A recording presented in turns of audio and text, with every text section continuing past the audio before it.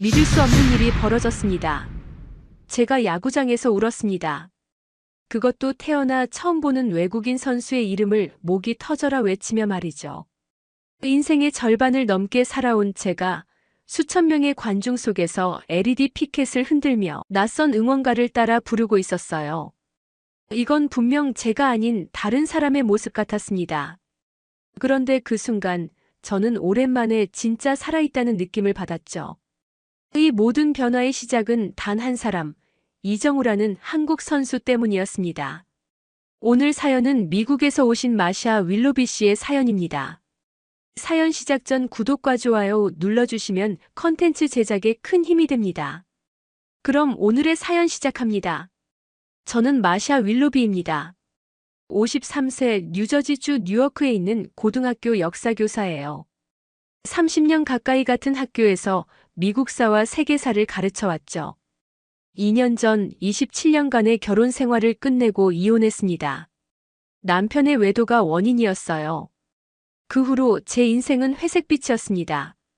출근, 수업, 귀가, 집. 이 단조로운 일상의 반복 속에서 저는 점점 더 무감각해져 갔죠. 매일 아침 알람 소리에 눈을 뜨면 천장을 바라보며 오늘도 또 같은 하루가 시작되는구나라는 생각을 했어요. 27년이라는 세월을 함께한 남편이 떠난 후 집은 너무 조용하고 텅 비어 있었습니다. 사진들은 모두 서랍 속에 넣었고 결혼 반지는 아직도 보석함 깊숙한 곳에 있었죠. 이혼 후 처음 몇 달은 정말 견디기 힘들었어요. 울지 않은 날이 없었고 식욕도 없었습니다. 20파운드나 체중이 줄었죠. 동료 교사들은 걱정했지만 저는 그저 미소 지으며 괜찮아요라고 말했어요. 하지만 정말 괜찮지 않았습니다. 아이들이 없었던 것이 다행이자 불행이었어요. 복잡한 양육권 문제는 없었지만 집에 돌아왔을 때 저를 반겨줄 사람도 없었죠. 남편은 자신의 젊은 비서와 새 출발을 했고 저는 혼자 남겨졌습니다. 친구들은 새로운 취미를 찾거나 데이트 앱을 시도해보라고 권했지만 그럴 기운이 나지 않았어요. 50대의 새로운 사랑을 찾는다는 것은 너무 부담스러웠고 취미에 대한 열정도 사라진 지 오래였습니다. 그저 하루하루를 버티는 것만으로도 충분히 힘들었어요. 야구는 제게 유일하게 남아있는 아버지와의 추억이었어요. 어린 시절 아버지는 저를 데리고 가끔 양키스 경기를 보러 가셨습니다. 그리고 집에서도 TV로 경기를 자주 보셨죠. 아버지가 돌아가신 후에도 저는 가끔 TV로 경기를 봤어요. 그것마저도 그냥 배경음으로 틀어놓는 정도였지만요. 미국에서 야구는 신사의 스포츠입니다. 조용히 적절한 때에 박수치고 홈런이 나오면 환호하는 정도죠. 그게 제가 알던 야구의 전부였어요. 아버지는 열렬한 양키스 팬이었습니다. 10살 때 처음으로 양키 스타디움에 데려가셨을 때의 기억이 아직도 생생해요. 거대한 경기장, 푸른 잔디, 그리고 흰색과 남색의 유니폼을 입은 선수들. 아버지는 저에게 야구의 규칙, 선수들의 이름, 그리고 양키스의 역사에 대해 열정적으로 설명해 주셨죠. 이곳은 전설들이 뛰던 곳이야. 베이브 루스, 조 디마지오, 미키 멘틀. 아버지의 눈은 그때마다 빛났습니다. 경기장에서 핫도그를 먹으며 아버지와 함께했던 그 순간들이 제 어린 시절의 가장 행복한 기억이었어요. 하지만 아버지가 돌아가신 후 야구는 그저 TV 속의 게임으로 변했습니다. 여전히 가끔 경기를 봤지만 그 열정은 사라진 지 오래였어요. 알폰소 소리아노, 데릭 지터, 마리아노 리베라 같은 선수들이 은퇴할 때도 그저 뉴스로만 접했을 뿐이죠. 직접 경기장에 간 것은 15년도 더 된 일이었습니다. 왜 굳이 혼자 가야 하나 싶었거든요. 남편은 야구에 전혀 관심이 없었고 저 역시 점점 관심을 잃어갔어요. 한국에 대해서는 솔직히 거의 아는 게 없었습니다. 그저 젊은이들이 좋아하는 K-팝과 드라마의 나라 정도였을까요? 학교에서 동양사를 가르칠 때도 중국과 일본에 비해 한국은 항상 뒷전이었죠. 한국 전쟁과 최근의 경제 발전 정도만 간략히 다루었을 뿐이에요. 제 수업에서도 제 머릿속에서도 한국은 그저 지도 위의 작은 나라일 뿐이었습니다. 물론 오랜 교사 생활 동안 한국계 학생들을 많이 가르쳤어요. 그들은 대부분 공부를 열심히 하고 예의 바른 학생들이었습니다. 하지만 저는 그들의 문화적 배경에 깊이 관심을 가지지 않았죠. 간혹 한국 음식 사진이나 케이팝 스타의 이름을 들을 때면 고개를 끄덕이는 정도였어요. 제가 알던 한국은 삼성, 현대 같은 기업 이름과 강남 스타일 정도였습니다. 그 이상도 그 이하도 아니었죠. 그러던 어느 날 동료 교사이자 제 몇 안 되는 친구인 수잔이 저에게 전화를 걸어왔어요. 마샤, 내일 양키스 경기 티켓 2장이 있는데 같이 갈래? 처음에는 거절했습니다. 집에서 TV로 보는 것보다 더 큰 의미가 있을까 싶었죠. 하지만 수잔의 끈질긴 설득에 결국 동의했어요. 바람도 쐬고 기분 전환도 될 거야. 재미있는 선수도 있대. 수잔의 말이 무슨 뜻인지 그때는 몰랐습니다. 상실감에 계속 빠져 있으면 안 돼, 마샤. 수잔은 전화로 말했어요. 너무 오랫동안 집에만 있었잖아. 이제는 밖으로 나와서 새로운 경험을 해봐야 할 때야. 수잔의 말이 맞았습니다. 지난 2년간 저는 거의 사회생활을 하지 않았어요. 학교와 집 사이를 오가는 것이 전부였죠. 주말에는 침대에서 책을 읽거나 넷플릭스를 보며 시간을 보냈습니다. 사람들을 만나는 것조차 에너지를 소모하는 일처럼 느껴졌어요. 그래, 알았어. 가자. 마침내 수잔에게 동의했지만 내심 크게 기대하지는 않았습니다. 그저 오랜 친구의 배려에 응하는 정도였죠. 그날 밤 오랜만에 뭔가 설레는 마음이 들었어요. 아주 작은 감정이었지만 2년 만에 처음으로 내일이 오기를 기다리는 기분이었습니다. 다음 날 우리는 양키 스타디움에 도착했어요. 평일 경기였지만 의외로 사람들이 많았습니다. 특히 눈에 띄는 것은 아시아계, 아마도 한국계로 보이는 관중들이었죠. 그들은 대부분 같은 티셔츠를 입고 있었고 손에는 여러 가지 응원 도구를 들고 있었어요. 피켓, 작은 수건, 심지어 LED 보드까지. 저는 수잔에게 물었습니다. 뭔가 특별한 날인가요? 수잔은 웃으며 대답했어요. 오늘은 샌프란시스코와의 경기야. 그 팀에 이정우라는 한국 선수가 있거든. 요즘 메이저리그에서 가장 핫한 선수지. 경기장 입구에서부터 한국어로 된 현수막과 포스터가 눈에 띄었어요. 이정우 가자 샌프란시스코 후리건스 같은 문구들이었죠. 수잔은 입장하면서 설명해 주었습니다. 이정우는 작년 메이저리그 데뷔 시즌에 신인왕을 받은 선수야. 아시아 선수로는 드문 성과지. 타율, 출루율, 장타율 모두 최상위권이고 수비도 골드글러브급이래. 많은 사람들이 그를 아시아의 트라웃이라고 부른대. 저는 고개를 끄덕였지만 솔직히 마이크 트라웃이 누군지도 잘 몰랐어요. 야구 선수 이름은 알아도 현역 스타들에 대해서는 무지했습니다. 수잔이 웃으며 말했어요. 트라웃은 최근 10년간 MLB 최고의 선수 중 한 명이야. 그런 선수와 비교된다는 건 대단한 거야. 우리가 자리에 앉자 주변에는 더 많은 한국계 팬들이 모여 있었어요. 그들은 서로 이야기하며 무언가를 준비하고 있었습니다. 수잔이 말했죠. 이정우는 작년에 메이저리그에 데뷔했는데 신인상을 받았어. 한국에서는 이미 슈퍼스타였대. 그의 아버지도 유명한 야구 선수였고 형도 프로 선수라네. 저는 그저 고개를 끄덕였을 뿐이에요. 솔직히 별로 관심이 없었습니다. 주변의 한국 팬들은 서로 인사를 나누고 응원 도구를 교환하며 마치 오랜 친구처럼 대화하고 있었어요. 그들의 얼굴에서는 설렘과 기대감이 엿보였습니다. 한 그룹은 작은 북을 두드리는 연습을 하고 있었고 다른 그룹은 응원가를 작은 목소리로 불러보고 있었어요. 모두 이정우의 이름이 적힌 티셔츠나 유니폼을 입고 있었습니다. 저는 왠지 모르게 이런 열정적인 모습이 부럽기도 했어요. 마지막으로 무언가에 이렇게 열정을 느낀 것이 언제였는지 기억조차 나지 않았으니까요. 경기가 시작되고 1회 초 원정팀 샌프란시스코의 공격이 시작됐어요. 두 번째 타자로 이정우가 등장했습니다. 그 순간 주변에서 뭔가가 일어났어요. 한국계 팬들이 일제히 자리에서 일어나 LED 보드와 피켓을 들었죠. 그리고 시작된 응원가. 의, 정, 후, 의, 정, 후. 리듬에 맞춰 그들은 같은 동작을 반복했습니다. 일부는 북을 치기도 했어요.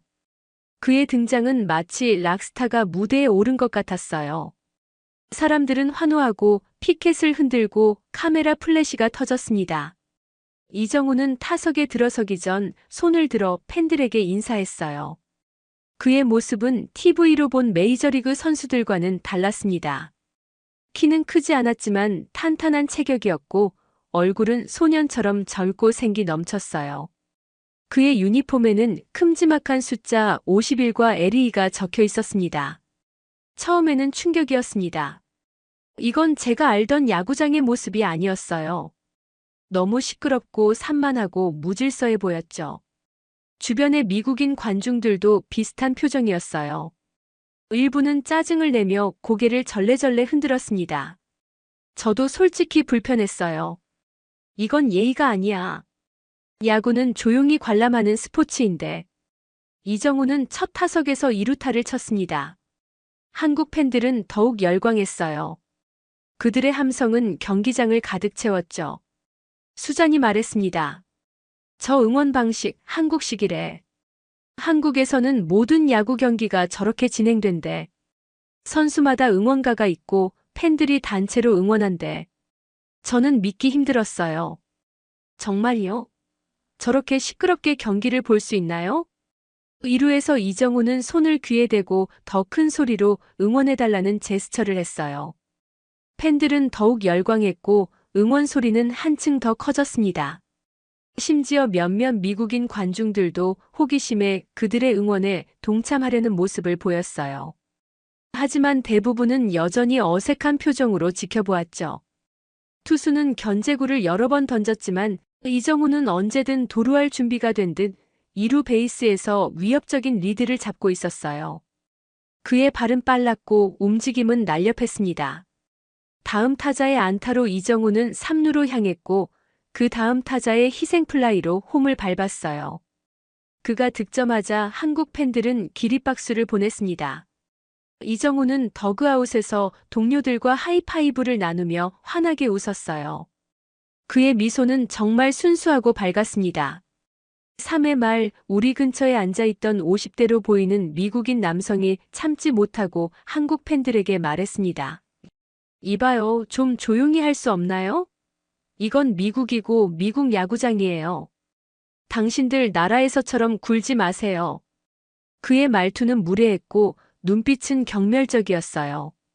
한국 팬들은 잠시 당황했지만 곧 다시 응원을 이어갔습니다. 그 남성은 더 화를 내며 자리를 떠났어요. 그의 표정과 태도에서 단순한 소음 문제가 아닌 더 깊은 무언가가 느껴졌어요. 마치 이방인에 대한 거부감 같은 것이었죠. 그 순간 저는 불편함을 느꼈습니다. 비록 처음에는 저도 그 응원 방식이 낯설었지만 누군가의 문화를 그렇게 노골적으로 무시하는 것은 잘못되었다고 생각했어요. 미국은 다양한 문화가 공존하는 나라이고 서로 다름을 인정하는 것이 중요하니까요. 그때 제 옆에 앉아있던 20대 초반으로 보이는 한국계 여성이 제게 말을 걸었습니다. 처음 보시나요? 이정우 선수요. 저는 고개를 끄덕였어요. 네, 처음 봅니다. 이렇게 응원하는 것도 처음 봤고요. 그녀는 미소 지었습니다. 한국에서는 이게 일반적이에요. 우리는 야구를 즐기는 방법을 알거든요. 그냥 보기만 하는 게 아니라 함께 참여하는 거죠. 그녀의 이름은 제니였어요. 미국에서 태어났지만 부모님은 한국인이었죠. 제니는 계속해서 한국 야구 문화에 대해 설명해 주었습니다. 한국에서는 야구장이 축제 같아요. 치어리더도 있고 다양한 음식도 있고 맥주도 자유롭게 마실 수 있어요. 경기 내내 노래하고 춤추고요. 스트레스를 푸는 최고의 방법이죠. KBO 리그 한국 프로야구는 1982년에 시작됐어요. 처음에는 6개 팀으로 시작했지만 지금은 10개 팀이 있죠. 매년 3월부터 10월까지 시즌이 진행되고 한국인들에게는 가장 인기 있는 스포츠예요. 경기장마다 평균 2만 명 이상의 관중이 찾아옵니다. 제니의 설명은 자세하고 열정적이었어요. 특히 인상적이었던 것은 응원 문화에 대한 설명이었습니다. 각 팀은 자신만의 응원가와 응원 동작이 있어요. 전용 응원단과 치어리더도 있고요. 심지어 선수마다 개인 응원가가 있죠. 팬들은 이 노래를 모두 외워서 함께 부릅니다. 이정우 선수는 한국에서도 가장 인기 있는 선수 중 하나였어요. 그의 아버지 이종범 씨도 한국 야구의 전설이고 형 정훈 선수도 프로에서 활약 중이죠. 이정우의 이야기는 더욱 흥미로웠습니다. 그는 18세에 프로 데뷔를 했고 KBO에서의 7시즌 동안 5번의 타격왕을 차지했다고 해요. 고등학교 시절부터 천재 타자로 불렸고 수비 또한 최고 수준이었죠. MLB 스카우트들은 일찍부터 그를 주목했지만 그는 한국에서 충분히 경험을 쌓은 뒤 메이저리그에 도전했습니다. 그런데 왜 후리건스라는 이름인가요? 저는 궁금했어요. 제니가 웃으며 대답했습니다. 이정우 선수의 이름 정우와 후리건을 합친 거예요. 물론 실제 난동을 부린다는 의미가 아니라 그만큼 열정적으로 응원한다는 뜻이죠. 한국에서는 이런 식의 팬클럽 이름이 일반적이에요. 그 순간 이정우가 다시 타석에 들어섰습니다. 제니가 제 손을 잡아 끌었어요. 함께 응원해봐요. 정말 재미있을 거예요. 저는 망설였지만 제니의 열정에 조금 호기심이 생겼습니다. 그녀는 제게 작은 LED 보드를 건네주었어요. 이걸 들고 이정우 이름을 외치면 돼요. 쉽죠? 이정우가 타석에 들어서자 주변의 한국 팬들이 일제히 일어나 응원을 시작했습니다. 제니도 일어나서 저를 끌어올렸어요. 의, 정, 후. 저는 어색하게 따라했습니다. 그때 이정우의 방망이가 공을 강하게 쳤어요. 공은 높이 날아가 경기장 오른쪽 담장을 넘었습니다. 홈런이었어요. 그 순간 저도 모르게 소리를 질렀습니다. 와! 주변의 한국 팬들은 모두 환호성을 지르며 서로 하이파이브를 나눴어요. 제니는 저에게도 손을 내밀었습니다. 저는 반사적으로 그녀의 손을 마주쳤어요. 이상했습니다. 제가 이렇게 흥분한 건 언제 이후였을까요? 아버지와 함께 야구를 보던 어린 시절 이후 처음이었을까요? 홈런을 친 이정우는 베이스를 돌며 여유롭게 미소를 지었어요. 홈플레이트를 밟은 후에는 한국 팬들을 향해 인사를 했습니다. 그는 더그아웃에 들어가기 전 가슴에 손을 얹고 팬들에게 고개를 숙여 인사했어요. 그 단순한 제스처에도 진심이 느껴졌습니다. 한국 팬들은 더욱 열광했고 저도 모르게 저 역시 그들의 열정에 동화되고 있었어요. 경기는 계속되었고 이정우는 그날 4타수 3안타 2타점의 맹활약을 펼쳤습니다.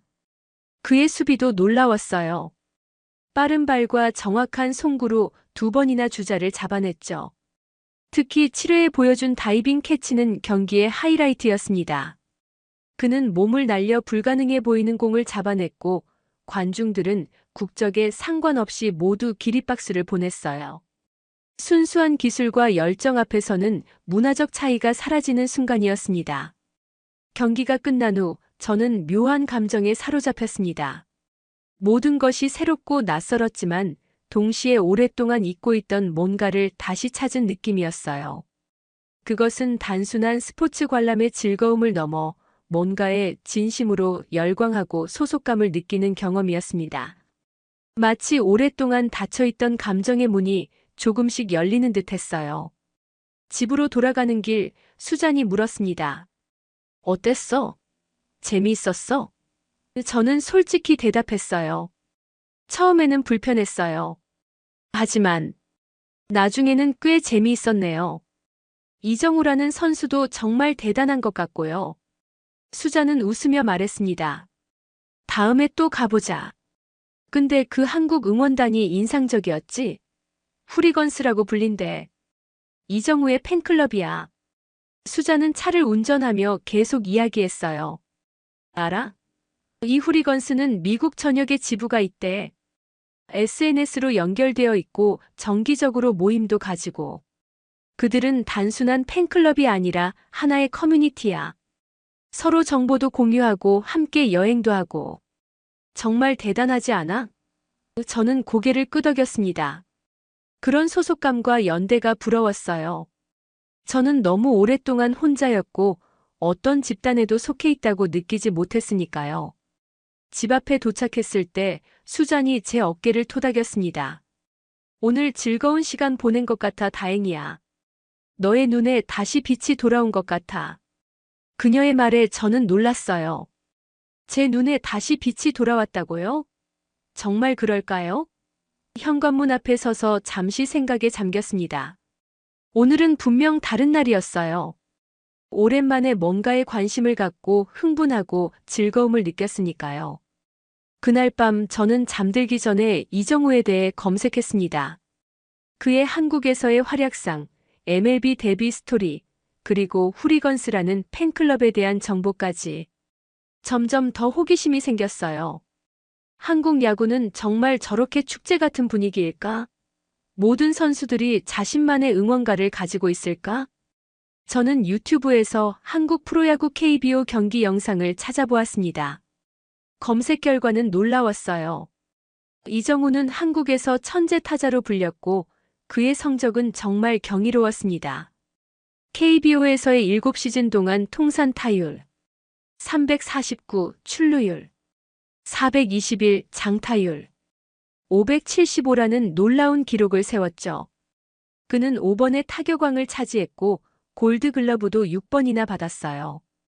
MLB 진출 전 마지막 시즌에는 타율 372, 23홈런, 113타점을 기록하며 리그 MVP를 차지했습니다. 이정우의 MLB 데뷔 과정도 흥미로웠어요.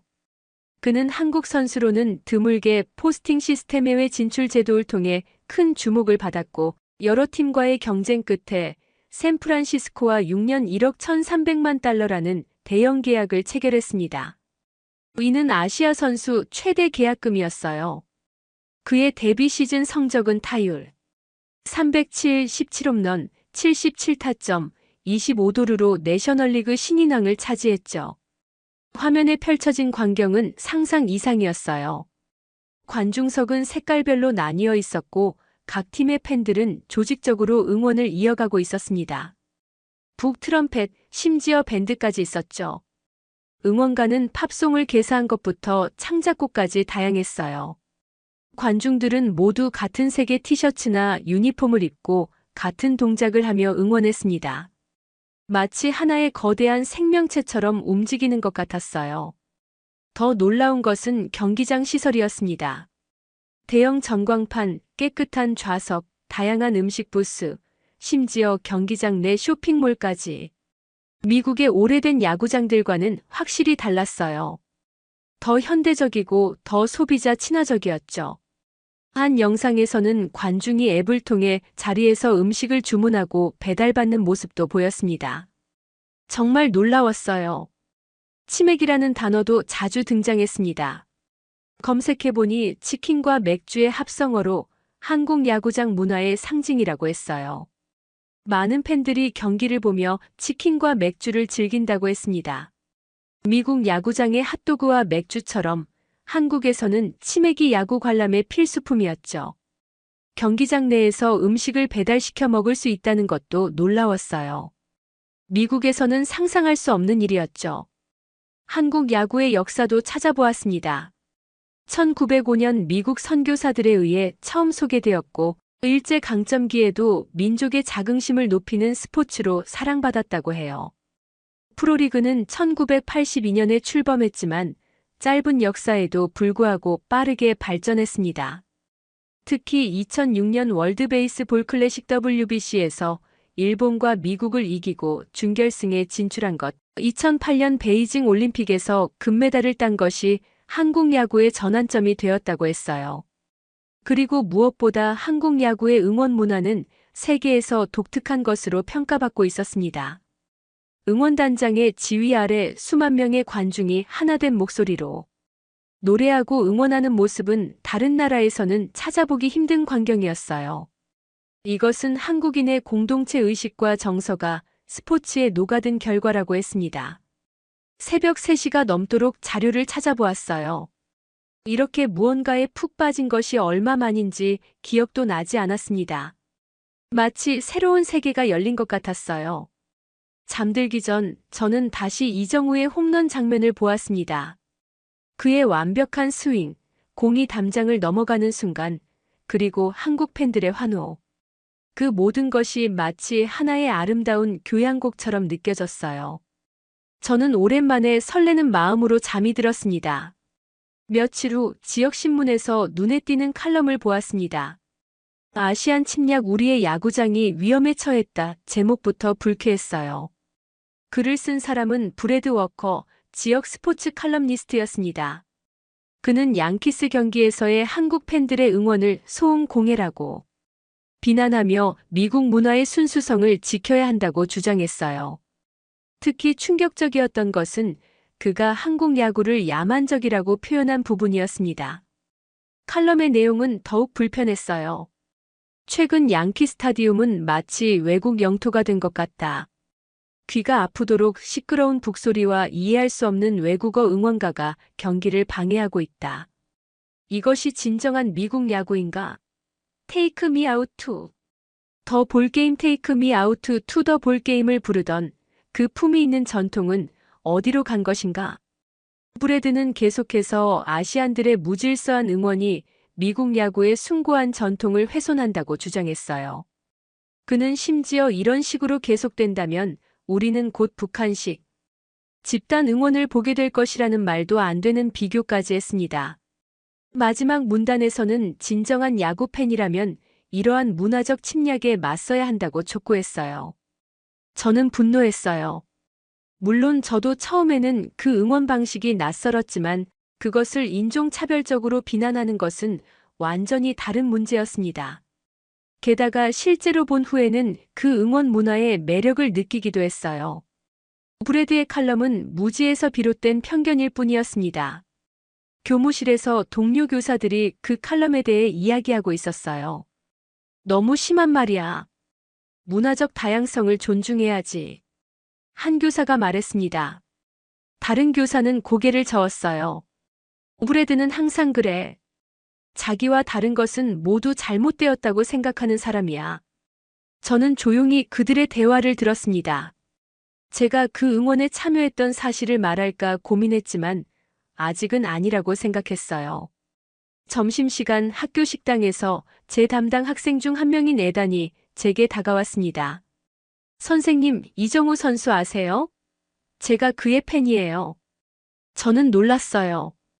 정말? 얼마 전에 그의 경기를 봤어. 정말 대단한 선수더라. 에단의 얼굴이 밝아졌습니다. 정말요? 저도 지난주에 아버지와 함께 경기를 봤어요. 그의 홈런이 정말 멋있었죠? 한국 팬들의 응원도 진짜 신기했어요. 그날 저녁 제니에게서 문자가 왔어요. 다음 주 토요일에 양키스 vs 샌프란시스코 시리즈의 마지막 경기가 있어요. 함께 가실래요? 이번에는 더 많은 후리건스 멤버들이 올 거예요. 저는 망설임 없이 수락했습니다. 이유는 명확했어요. 이정우의 경기를 다시 보고 싶었고 그 열정적인 응원 분위기를 다시 느끼고 싶었죠. 토요일이 되었습니다.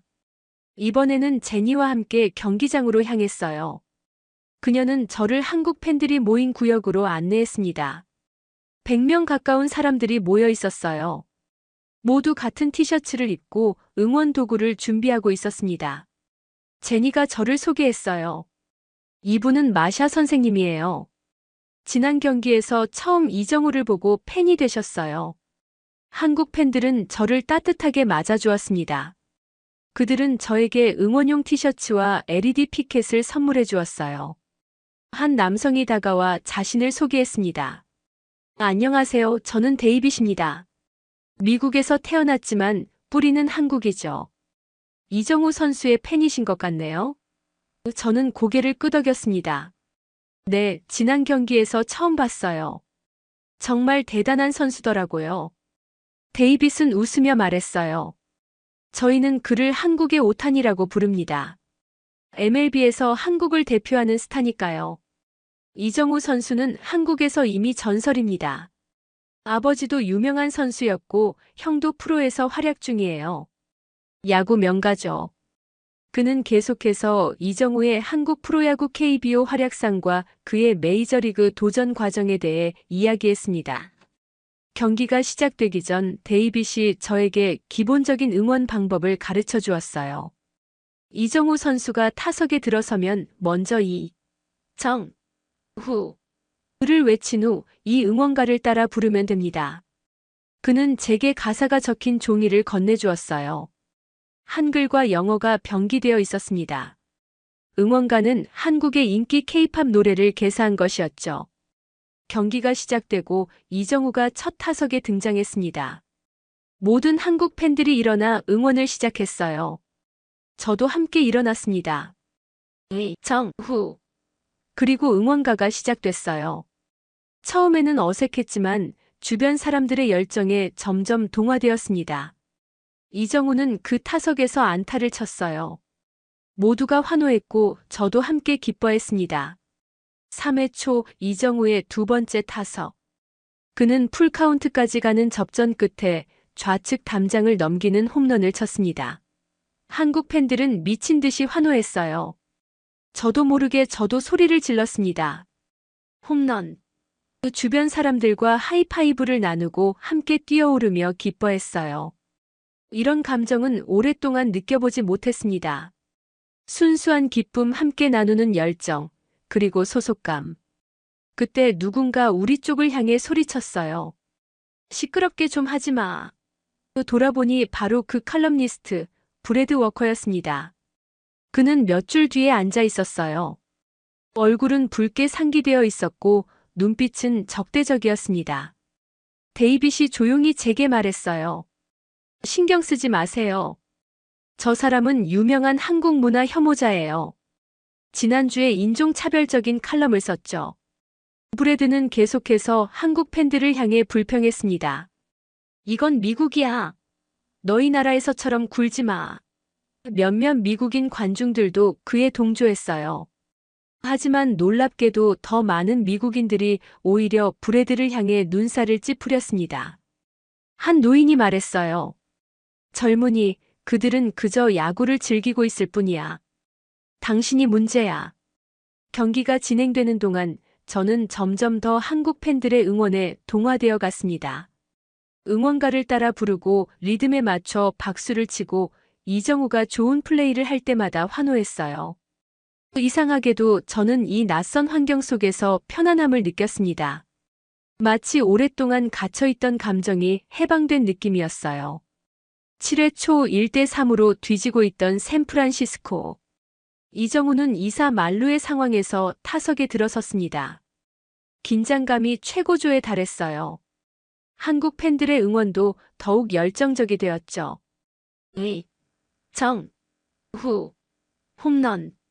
홈런. 저도 목이 쉬어가며 응원했습니다. 투수가 공을 던졌고 이정우의 방망이가 공을 정확히 가격했어요. 공은 높이 떠서 중앙 담장을 훌쩍 넘었습니다. 그랜드 슬램 홈런. 그 순간 저는 눈물이 났어요. 왜 울었는지 저도 모르겠습니다. 너무 감동적이었고 모두와 함께 기쁨을 나누는 그 순간이 너무 아름다웠기 때문일까요? 아니면 오랫동안 잊고 있던 열정을 다시 느꼈기 때문일까요? 어쩌면 둘 다였을 거예요. 제니가 제 어깨를 토닥이며 웃었습니다. 이정우는 언제나 우리를 감동시키죠. 경기는 샌프란시스코의 5대3 승리로 끝났습니다. 이정우는 그날의 MVP였어요.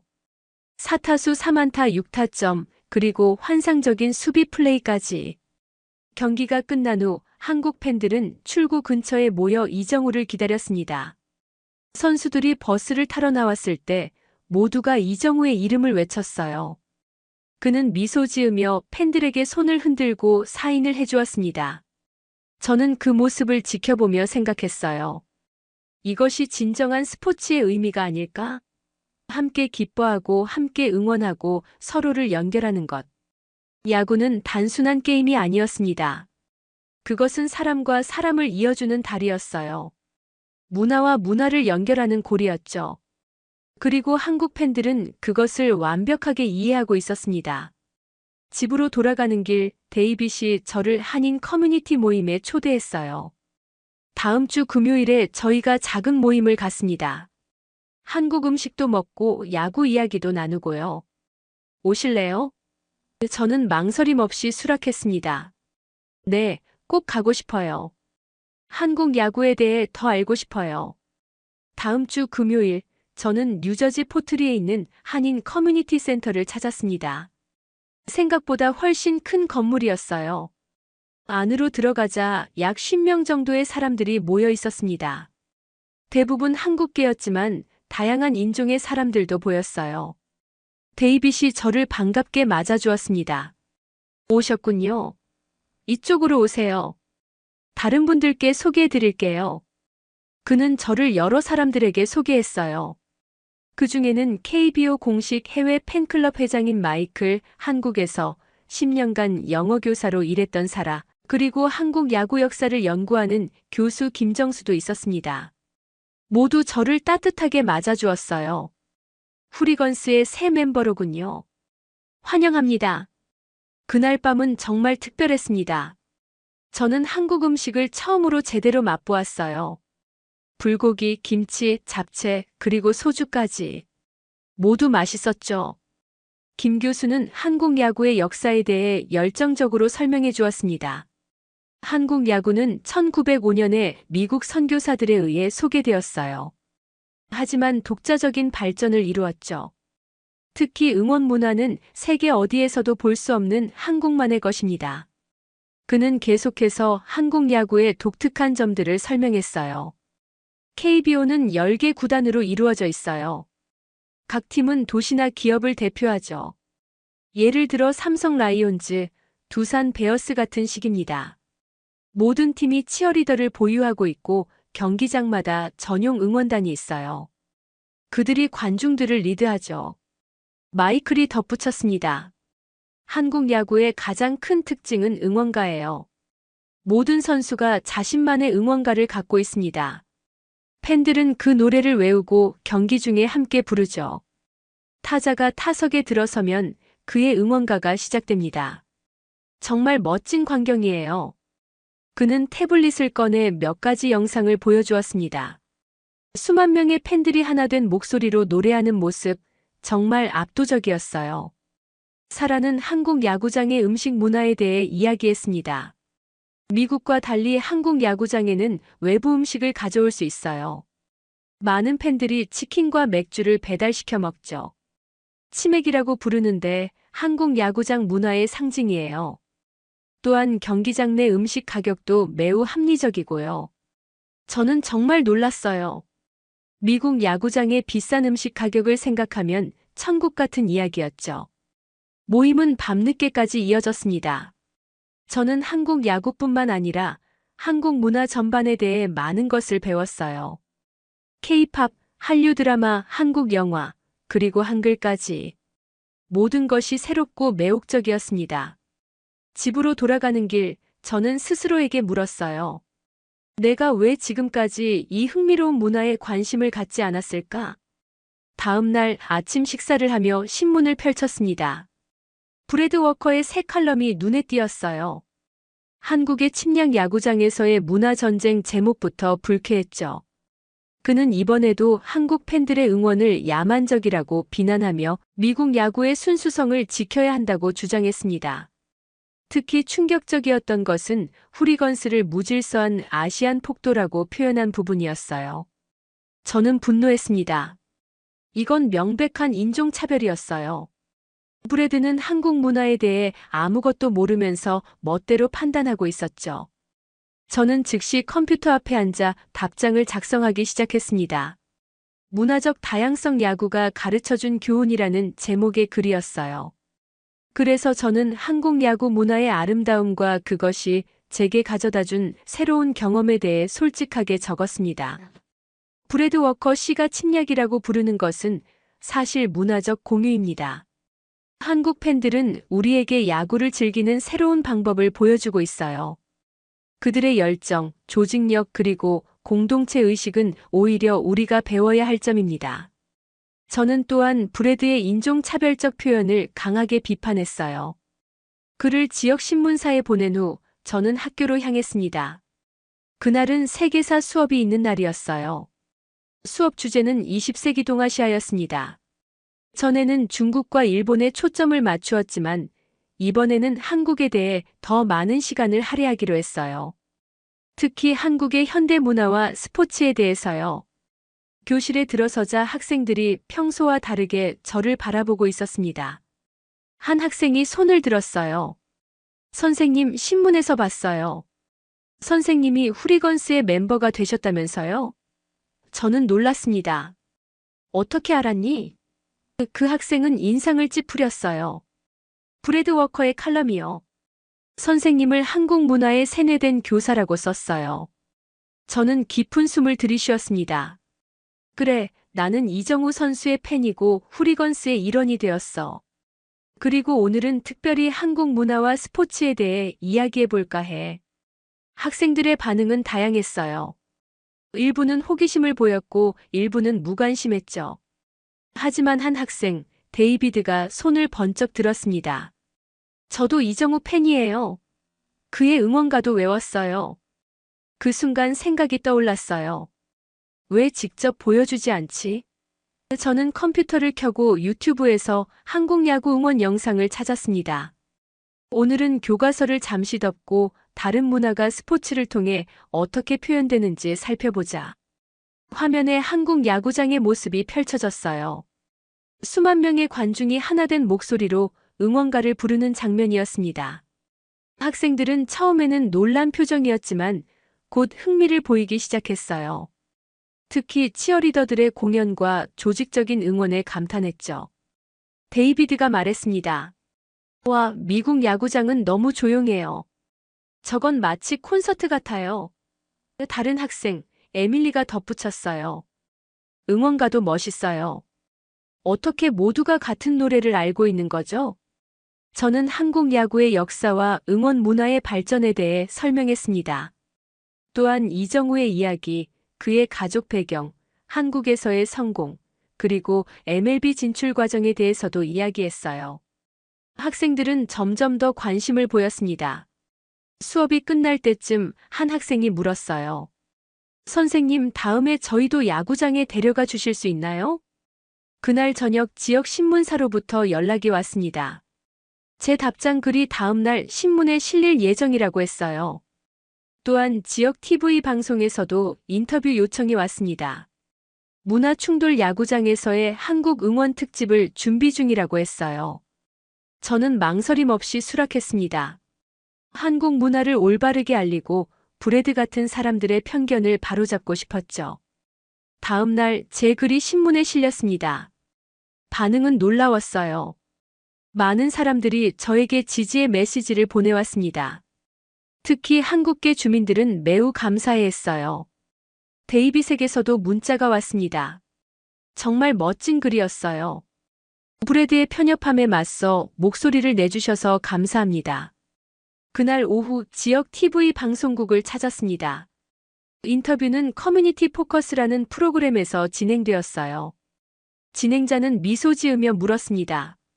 윌로비 선생님, 어떻게 한국 야구 팬이 되셨나요? 저는 솔직하게 대답했어요. 우연히 시작됐어요. 친구와 함께 경기를 보러 갔다가 이정우라는 선수와 한국 팬들의 열정에 매료되었죠. 그들의 응원 방식은 제게 완전히 새로운 경험이었습니다. 진행자는 계속해서 질문했습니다. 브래드 워커 씨는 한국 응원 문화가 미국 야구의 전통을 해친다고 주장합니다. 어떻게 생각하세요? 저는 깊게 생각한 후 대답했어요. 문화는 고정된 것이 아닙니다. 그것은 발전하고 변화하고 서로 영향을 주고받죠. 한국 팬들이 가져온 열정과 에너지는 미국 야구를 해치는 것이 아니라 오히려 풍요롭게 만들고 있어요. 그들은 우리에게 야구를 즐기는 새로운 방법을 보여주고 있습니다. 인터뷰는 20분 정도 계속되었어요. 저는 한국 야구 문화의 특징, 응원가의 의미, 그리고 그것이 제게 가져온 변화에 대해 이야기했습니다. 마지막으로 진행자가 물었습니다. 한국 방문 계획이 있으신가요? 저는 미소 지으며 대답했어요. 네, 내년 여름에 계획 중입니다. 실제 한국 야구장에서 경기를 관람하는 것이 제 버킷리스트에 추가되었어요. 인터뷰가 방송된 후 저는 학교에서 작은 유명인이 되었습니다. 동료 교사들과 학생들이 저에게 한국 야구와 문화에 대해 물었어요. 특히 한국계 학생들은 매우 자랑스러워했습니다. 그들 중 한 명, 지수가 저에게 다가왔어요. 선생님, 정말 감사해요. 저희 문화를 이렇게 존중해 주시다니. 지수는 학교에서 유일한 한국계 학생이었습니다. 그녀는 항상 조용하고 내성적이었어요. 하지만 이제 그녀는 저에게 한국 문화에 대해 열정적으로 이야기했습니다. 선생님, 혹시 한국어에 관심 있으세요? 제가 조금 가르쳐 드릴 수 있어요. 저는 기쁘게 수락했습니다. 정말 좋을 것 같아. 이정우 선수 이름은 한글로 어떻게 쓰는지 알고 싶었어. 그날부터 지수와 저는 일주일에 2번, 방과 후에 만나 한국어 공부를 시작했어요. 처음에는 간단한 인사말과 기본 문법부터 시작했죠. 한글은 생각보다 논리적이고 배우기 쉬웠습니다. 특히 세종대왕이 한글을 창제한 이야기에 감명받았어요. 문맹률을 낮추고 모든 사람이 읽고 쓸 수 있게 하기 위한 목적이었다니 정말 선진적인 사고였죠. 한국어 공부와 함께 저는 학교에서 세계문화의 날 행사를 계획하기 시작했습니다. 이 행사는 다양한 문화를 소개하고 학생들의 문화적 이해를 넓히는 것이 목적이었어요. 특히 한국 문화 부스를 중심으로 계획했죠.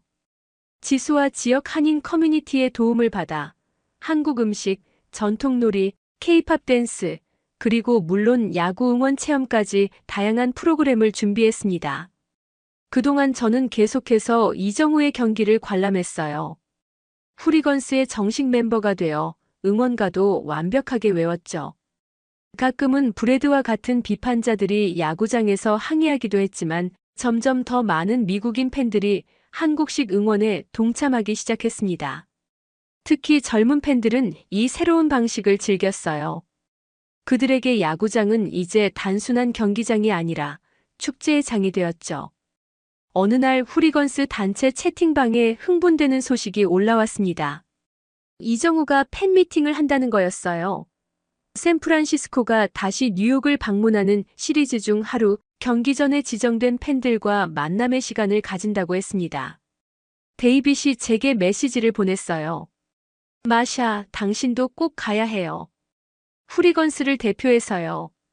팬미팅 당일, 저는 긴장된 마음으로 양키 스타디움으로 향했습니다. 약 100명의 팬들이 선정되었고 그중 30명 정도가 후리건스 멤버였어요. 우리는 모두 같은 티셔츠를 입고 이정우의 사진이 있는 피켓을 들고 있었습니다. 기다림의 시간이 길게 느껴졌어요. 드디어 이정우가 나타났습니다. 그는 생각보다 키가 크고 어깨가 넓었어요. 미소는 사진에서 보던 것보다 더 밝고 따뜻했습니다. 그는 영어로 인사했지만 약간의 한국 액센트가 있었어요. 안녕하세요, 여러분. 오늘 와주셔서 감사합니다. 여러분의 응원이 저에게 큰 힘이 됩니다. 팬들은 한 명씩 이정우와 만나 사진을 찍고 사인을 받았습니다. 제 차례가 되었을 때 저는 준비해온 한글 인사를 했어요. 안녕하세요, 정우 씨. 저는 마샤입니다. 당신의 팬이에요. 이정우는 놀란 표정으로 미소 지었습니다. 한국어를 하시네요. 정말 잘하세요. 저는 계속해서 준비한 한글로 말했습니다. 당신 덕분에 한국 문화에 관심을 갖게 되었어요. 감사합니다. 이정우는 감동한 표정이었어요. 아니에요, 제가 더 감사합니다. 미국에서 한국을 대표하는 것은 큰 책임이에요. 이렇게 응원해 주셔서 정말 고맙습니다. 그는 제 야구공에 사인을 해주고 함께 사진을 찍었습니다. 그날의 경험은 저에게 특별했어요. 단순히 유명한 선수를 만난 것이 아니라 문화의 다리 역할을 하는 한 사람을 만난 것 같았습니다. 이정우는 야구 선수 그 이상이었어요. 그는 한국을 세계에 알리는 문화대사였죠. 그의 겸손함과 따뜻함은 제가 한국 문화에 더욱 매료되게 만들었습니다. 세계 문화의 날 행사가 다가오면서 학교 전체가 들떠 있었어요. 특히 한국 문화 부스에 대한 기대가 컸습니다. 지수와 저는 열심히 준비했어요. 지역 한인 커뮤니티에서도 많은 도움을 주었죠. 김치, 떡볶이, 불고기 등 한국 음식 시식 코너, 한글 이름 써주기, 전통놀이 체험 K-팝 댄스 배우기, 그리고 미니 야구장에서의 한국식 응원 체험까지. 행사 당일 예상보다 훨씬 많은 사람들이 참석했습니다. 학생들뿐만 아니라 학부모들, 그리고 지역 주민들까지. 한국 문화부스는 항상 사람들로 북적였어요. 특히 인기 있었던 것은 야구 응원 체험 코너였습니다. 데이빗과 제니가 와서 진행을 도왔죠. 그들은 참가자들에게 LED 피켓과 응원 수건을 나눠주고 기본적인 응원 동작과 구호를 가르쳤어요. 행사 중간에 놀라운 일이 일어났습니다. 브래드 워커가 나타난 거예요. 그는 조심스럽게 한국 문화부스로 다가왔어요. 저는 경계하는 마음으로 그를 맞았습니다. 브래드 씨, 이런 곳에서 뵙게 될 줄은 몰랐네요. 그는 약간 불편한 듯 미소 지었어요. 사실 뭔가 이해해 보려고 왔습니다. 브래드는 이전과는 다른 모습이었어요. 적대적이기보다는 호기심을 보였죠. 그는 한국 음식을 시식하고 한글로 이름을 써보고 심지어 야구 응원 체험에도 참여했습니다. 처음에는 어색했지만 점점 열정적으로 변했어요. 데이빗의 지도에 따라 그 구호를 외치고 LED 피켓을 흔들었죠. 행사가 끝나갈 무렵 브래드가 저에게 다가왔습니다. 윌로비 선생님, 솔직히 말해서 제가 잘못했습니다. 한국 문화에 대해 아무것도 모르면서 판단했어요. 오늘 직접 경험해보니 그것이 얼마나 풍부하고 매력적인지 알게 되었습니다. 그의 눈에는 진심이 담겨 있었어요. 브래드는 계속해서 말했습니다. 저는 다음 주 칼럼에서 제 시각이 얼마나 좁았는지 인정할 겁니다. 한국 야구 문화가 가진 공동체 의식과 열정은 오히려 우리가 배워야 할 점이에요. 윌로비 선생님, 저를 초대해 주셔서 감사합니다. 저는 미소 지으며 그의 손을 잡았어요. 항상 새로운 것을 배울 준비가 되어 있다면 우리는 더 나은 사람이 될 수 있어요. 그날 저녁 집으로 돌아와 거실에 앉아 생각에 잠겼습니다. 지난 몇 달간의 변화가 놀라웠어요. 한 번의 야구 경기 관람이 제 인생을 완전히 바꿔놓았죠. 이혼 후 잃어버렸던 열정과 기쁨을 다시 찾았고 새로운 친구들을 사귀었으며 새로운 문화를 발견했습니다. 무엇보다 중요한 것은 제가 다시 살아있음을 느꼈다는 거예요. 다음 날 아침 데이빗에게서 전화가 왔습니다. 마샤, 큰 소식이 있어요. 지역 한인회에서 한국 방문 프로그램을 계획 중인데 당신을 초대하고 싶대요. 한국 문화를 미국에 알리는 데 기여한 공로로요. 모든 비용을 지원한대요. 저는 너무 놀라서 말을 잇지 못했어요. 꿈만 같았습니다. 그날 저녁 지역 한인회 회장님과 만났습니다. 그분은 저의 이야기에 깊은 감명을 받았다고 하셨어요. 윌로비 선생님, 한국 문화를 이해하고 알리는데 힘써주셔서 정말 감사합니다. 특히 편견에 맞서 목소리를 내주신 것은 우리 커뮤니티에 큰 힘이 되었어요. 이 방문 프로그램을 통해 한국을 직접 경험하시면 어떨까 합니다. 방문 일정은 2주간이었어요. 서울, 부산, 그리고 광주를 방문하며 한국의 역사, 문화, 그리고 물론 야구를 경험하는 내용이었습니다. 저는 감격스러운 마음으로 수락했어요. 정말 감사합니다. 한국을 직접 경험할 수 있는 기회를 주셔서요. 제가 배운 것들을 학생들과 더 많은 사람들에게 전달하겠습니다. 그 후 몇 주 동안 저는 더욱 열심히 한국어를 공부했습니다. 지수는 훌륭한 선생님이었어요.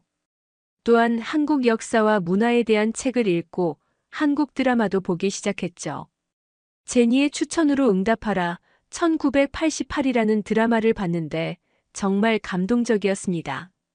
그 시대의 서울과 가족 문화, 그리고 삶의 모습이 진솔하게 묘사되어 있었어요. 브래드의 새 칼럼이 나왔습니다.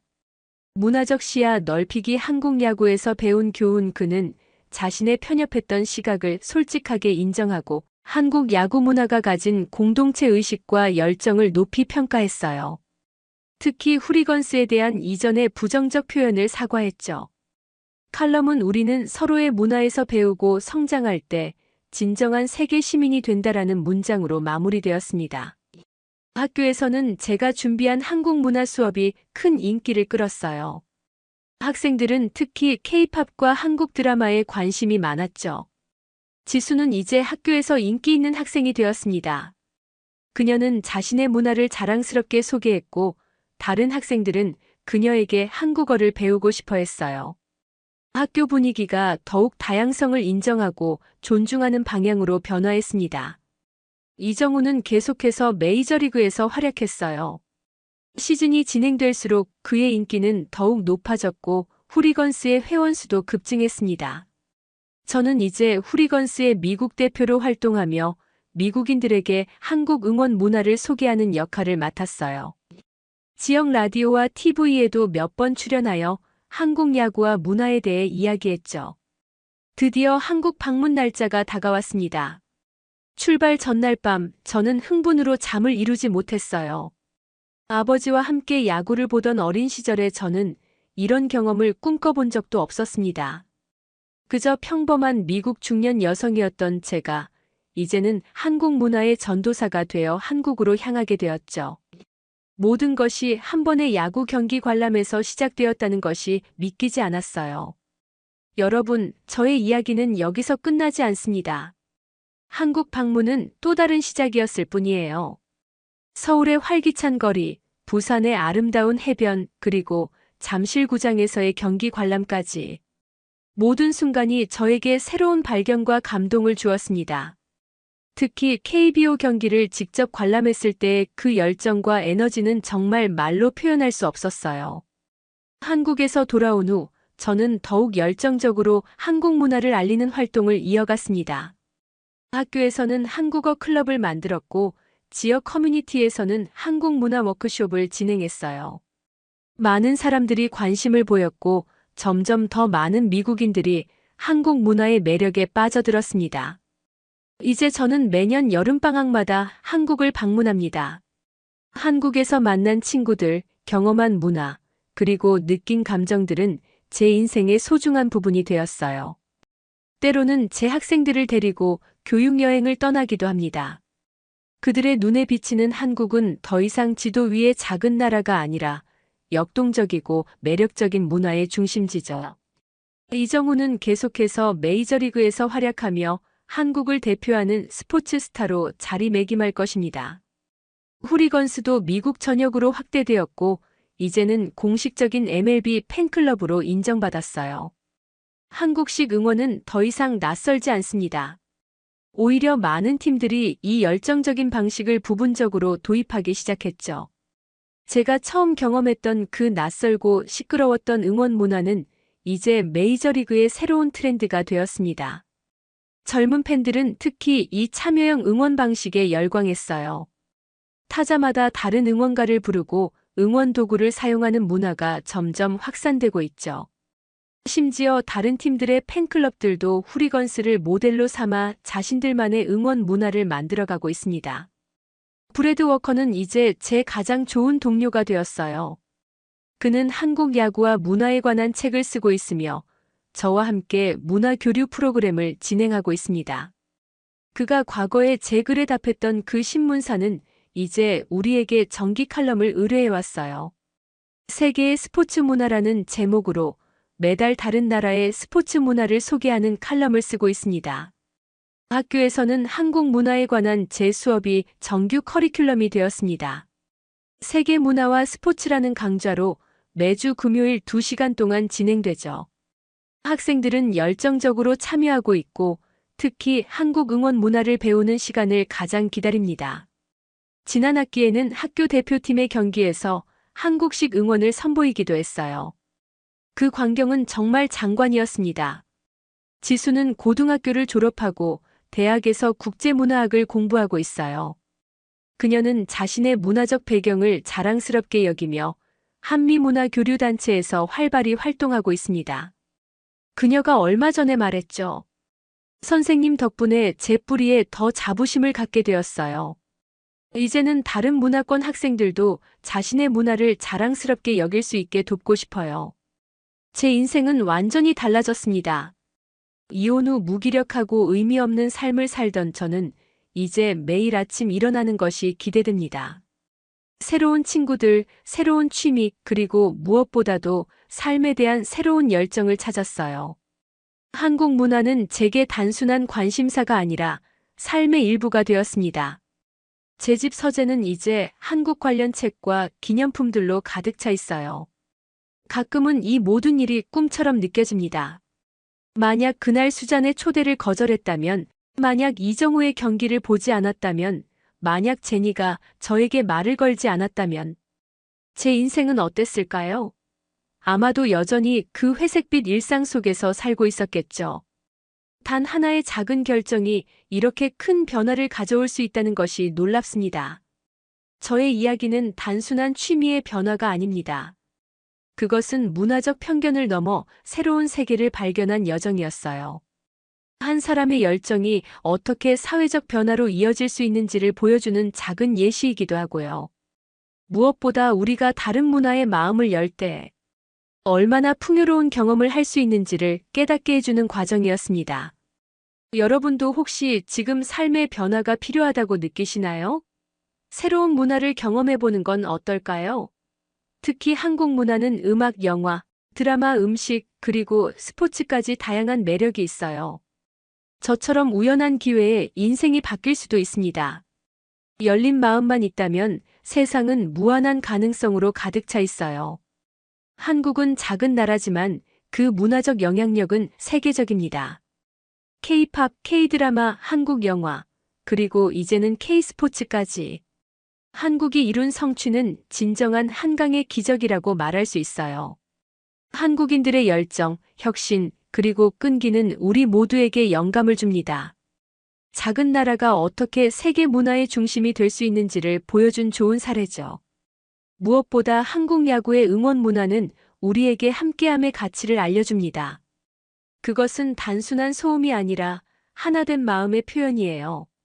서로 다른 사람들이 하나의 목소리로 응원하며 만들어내는 그 에너지와 열정은 정말 경이롭습니다. 그것이 바로 스포츠의 진정한 가치가 아닐까요? 마지막으로 제 이야기가 여러분에게 조금이라도 영감이 되었다면 좋겠습니다. 채널 구독과 좋아요, 그리고 여러분의 경험이나 생각을 댓글로 남겨주세요. 문화적 교류의 경험이 있으시다면 그 이야기도 듣고 싶어요. 다음에는 더 흥미로운 이야기로 찾아뵙겠습니다. 감사합니다. 충격적인 일이 벌어졌습니다. 제가 아침에 눈을 뜨고 모스크바 타임즈를 펼쳤을 때 믿을 수 없는 헤드라인이 제 눈을 사로잡았어요. 러시아 정부 동아시아에서 중국과 일본을 제치고 한국과의 전략적 협력 강화 선언. 국제 정치학자로서 이런 급격한 외교 노선 변화는 상상도 할 수 없었죠. 우리 러시아가 오랜 우방이었던 중국을 제쳐두고 미국의 동맹국인 한국에 손을 내미는 상황이었으니까요. 저는 신문을 몇 번이고 다시 읽었습니다. 제 눈을 의심했어요. 하지만 분명 현실이었습니다. 이것은 러시아 외교 역사상 가장 극적인 전환점이 될 것이 분명했습니다. 오늘 사연은 러시아에서 오신 알렉세이 페트로프 씨의 사연입니다. 사연 시작 전 구독과 좋아요 눌러주시면 컨텐츠 제작에 큰 힘이 됩니다. 그럼 오늘의 사연 시작합니다.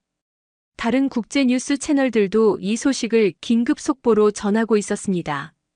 CNN은 러시아, 동아시아 외교 지형 뒤흔드는 전격 결정, BBC는 냉전 이후 가장 극적인 외교 노선 변화, 알자지라는 국제 질서의 재편 러시아의 한국 선택이라는 헤드라인을 내보내고 있었어요.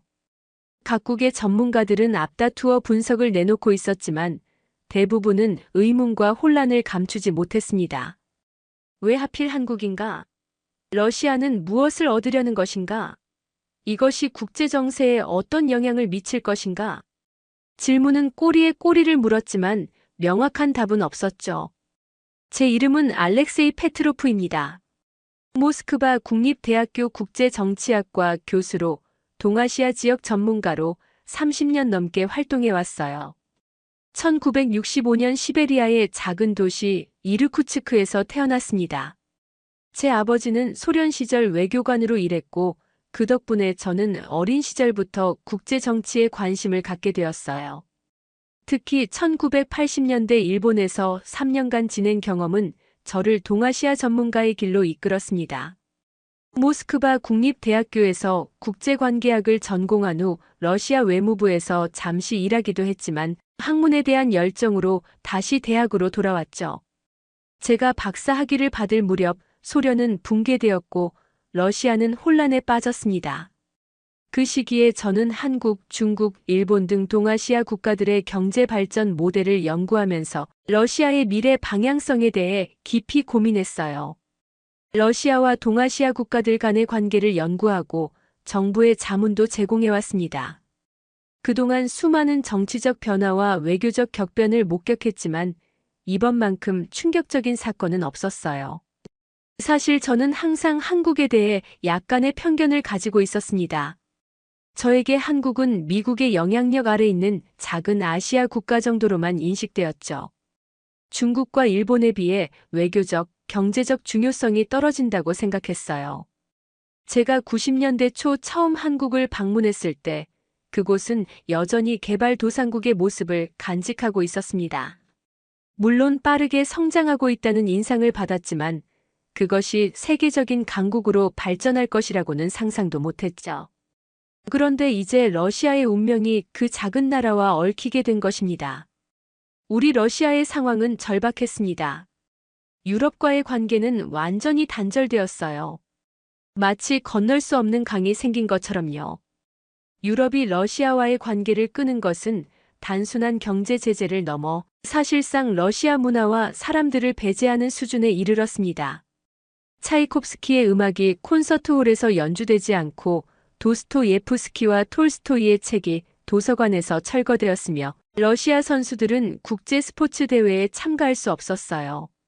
서방의 경제 제재로 우리 경제는 위기에 처했고 청년 실업률은 하늘을 찌르고 있었습니다.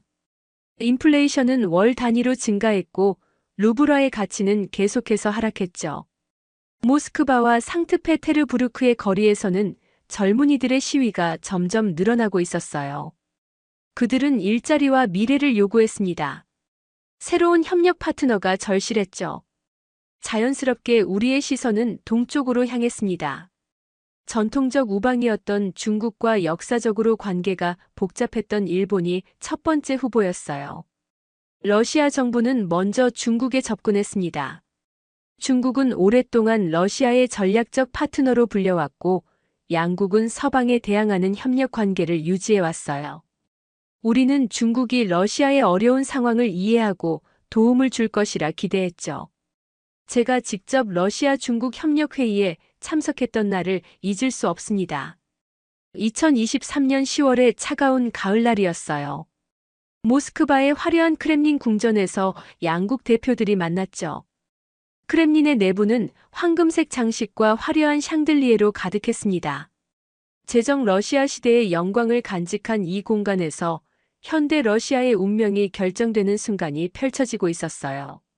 러시아 측에서는 세르게이 라브로프 외무장관을, 중국 측에서는 왕이 외교부장을 필두로 한 대표단이 참석했어요. 회의실의 긴장감은 거의 만질 수 있을 정도였습니다. 라브로프 장관은 침착하게 러시아의 제안을 설명했어요. 우리는 중국과의 에너지 협력을 2배로 확대하고자 합니다. 시베리아의 천연가스와 석유를 독점적으로 중국에 공급할 준비가 되어 있습니다. 또한 우리의 군사기술을 공유하여 중국의 국방력 강화에 기여할 것입니다.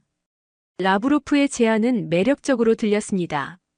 러시아는 세계 최대의 에너지 공급국 중 하나이고 군사기술 역시 세계적 수준이니까요. 하지만 중국의 반응은 냉담했어요. 왕이 외교부장은 미소를 지으며 말했습니다. 러시아와의 관계는 중국에게 매우 소중합니다. 우리는 오랜 친구이자 이웃이기 때문이죠. 하지만 현 상황에서 더 긴밀한 협력은 서방과의 경제관계에 악영향을 미칠 수 있습니다. 중국은 글로벌 경제 시스템의 중요한 일원으로서 모든 국가와 균형 있는 관계를 유지해야 합니다. 그의 목소리는 공손했지만 거절의 메시지는 분명했습니다. 중국은 러시아보다 서방과의 경제적 이익을 선택한 것이죠. 회의실에는 무거운 침묵이 내려앉았습니다. 라브로프 장관의 표정은 굳어졌고 러시아 대표단 모두 실망감을 감추지 못했어요.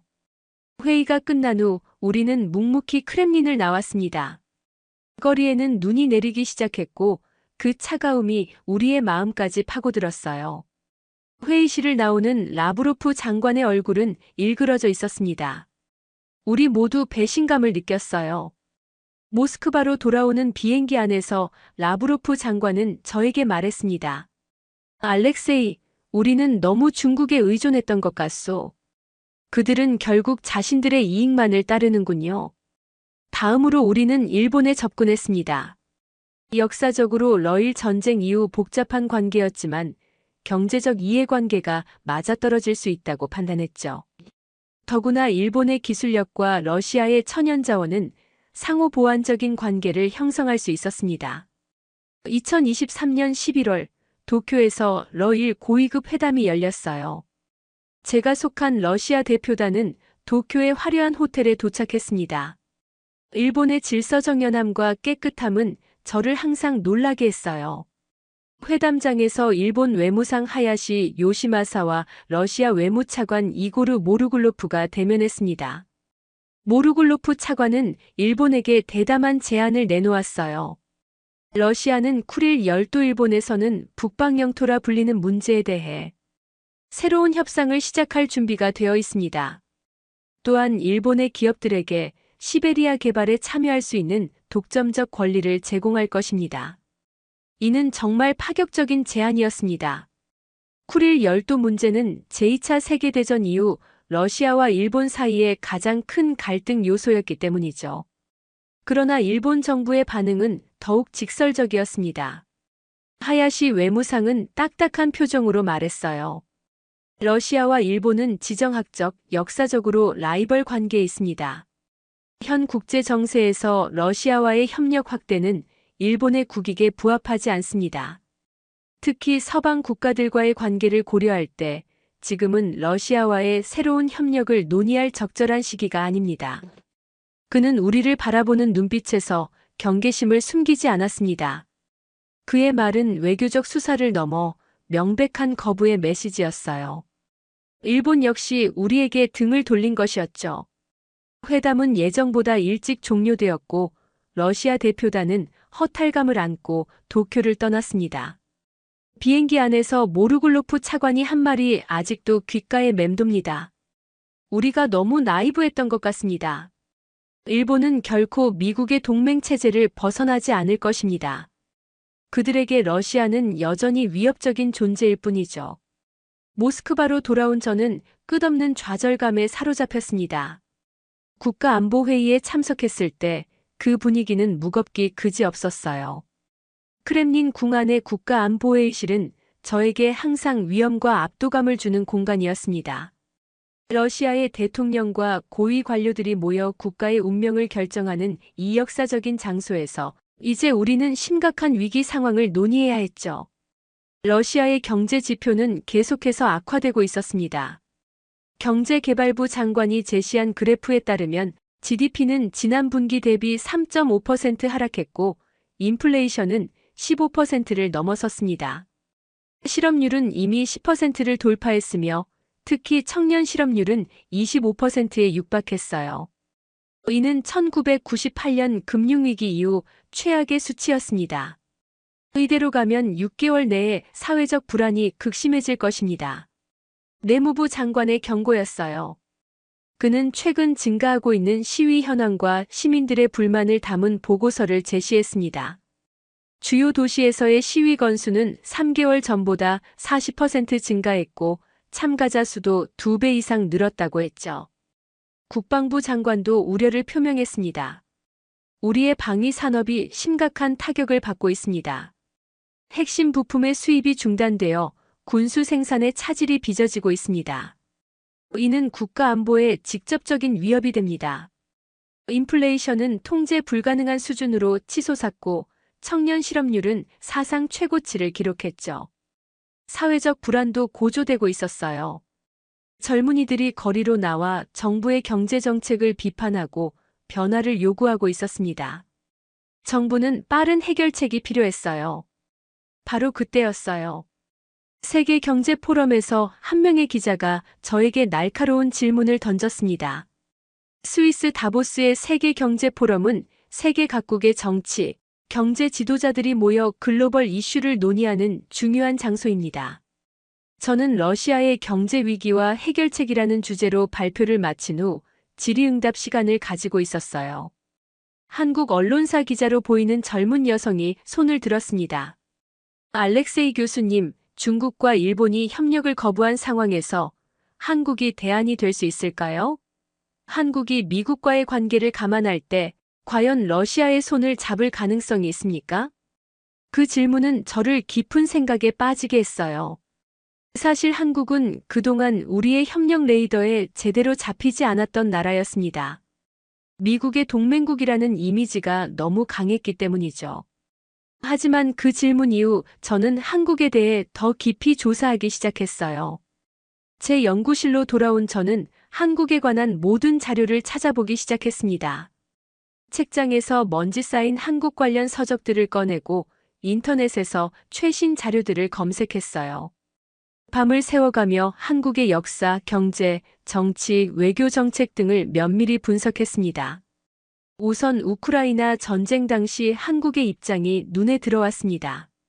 한국은 국제사회의 압력에도 불구하고 우크라이나에 살상무기를 지원하지 않았어요. 인도적 지원과 비전투 물자만을 제공했죠. 푸틴 대통령도 이에 대해 공개적으로 감사를 표한 바 있습니다. 한국이 우크라이나에 살상무기를 지원하지 않은 것에 감사하다. 전쟁이 끝나면 관계 회복이 가능할 것이다. 이런 발언이 있었죠. 이는 중요한 포인트였습니다. 한국은 미국의 동맹국이면서도 독자적인 외교 노선을 추구할 수 있는 능력이 있다는 것을 보여주는 사례였어요. 그들은 미국의 압력에도 불구하고 자국의 이익과 원칙에 따라 결정을 내릴 수 있는 독립성을 갖추고 있었습니다. 또한 지난 30년간 러시아와 한국의 관계를 살펴보니 놀라운 사실들이 눈에 들어왔습니다. 1990년대 소련 붕괴 이후 러시아가 가장 어려웠던 시기에 한국은 경제적 지원을 아끼지 않았어요. 1990년 한소 수교 이후 한국은 러시아에 10억 달러 규모의 경제 협력 자금을 제공했습니다. 이는 당시 위기에 처한 러시아 경제에 큰 도움이 되었어요. 한국 기업들은 러시아에 과감히 투자했고 많은 경제 협력 프로젝트를 성공적으로 이끌었습니다. 삼성, 현대, LG 등 한국의 대기업들은 모스크바, 상트페테르부르크, 블라디보스토크 등의 생산 시설을 설립했고 수천 개의 일자리를 창출했어요. 게다가 한국은 러시아의 불곰 사업에 참여하여 군사기술 협력도 해왔어요. 이는 한국이 미국의 동맹국이면서도 러시아와 독자적인 협력 관계를 구축한 좋은 사례였습니다. 저는 한국의 경제 발전 사례도 면밀히 살펴봤어요. 한국은 1950년대 한국 전쟁 후 폐허에서 출발해 불과 60년 만에 세계 10위권의 경제 강국으로 성장했습니다. 이른바 한강의 기적이라 불리는 한국의 산업화 과정은 정말 놀라웠어요. 특히 한국의 반도체, 조선, 자동차, 전자산업 등은 세계 최고 수준에 도달했습니다. 또한 한국의 소프트 파워도 인상적이었어요. K-팝, K-드라마, 한국 영화 등 한류 콘텐츠는 전 세계적으로 인기를 끌고 있었습니다. 2019년 봉준호 감독의 기생충이 아카데미 작품상을 수상한 것은 한국 문화의 세계적 위상을 보여주는 상징적인 사건이었죠. 러시아에서도 한류 팬들이 점점 늘어나고 있다는 보고가 있었어요. 제 연구실에서 밤을 새워가며 자료를 분석한 끝에 저는 한 가지 결론에 도달했습니다. 한국이야말로 러시아의 새로운 파트너로서 가장 적합한 국가일지도 모른다는 것이었죠. 이 생각을 러시아 외교부와 국가안보회의에 제안했고 놀랍게도 그들은 진지하게 고려하기 시작했습니다. 2024년 1월 푸틴 대통령이 저를 크렘린궁으로 직접 불렀습니다. 대통령 집무실은 권위와 역사가 느껴지는 공간이었어요. 푸틴 대통령은 저의 보고서를 꼼꼼히 검토한 후 날카로운 질문을 던졌습니다. 알렉세이, 당신은 한국이 미국의 압력을 견디고 우리와 협력할 것이라고 정말 생각합니까? 저는 자신감 있게 대답했어요. 대통령님, 한국은 미국의 동맹국이지만 독자적인 외교 노선을 추구해왔습니다. 그들은 실용주의적이고 경제적 이익을 중시하는 국가입니다. 러시아가 적절한 제안을 한다면 한국은 충분히 협력할 가능성이 있습니다.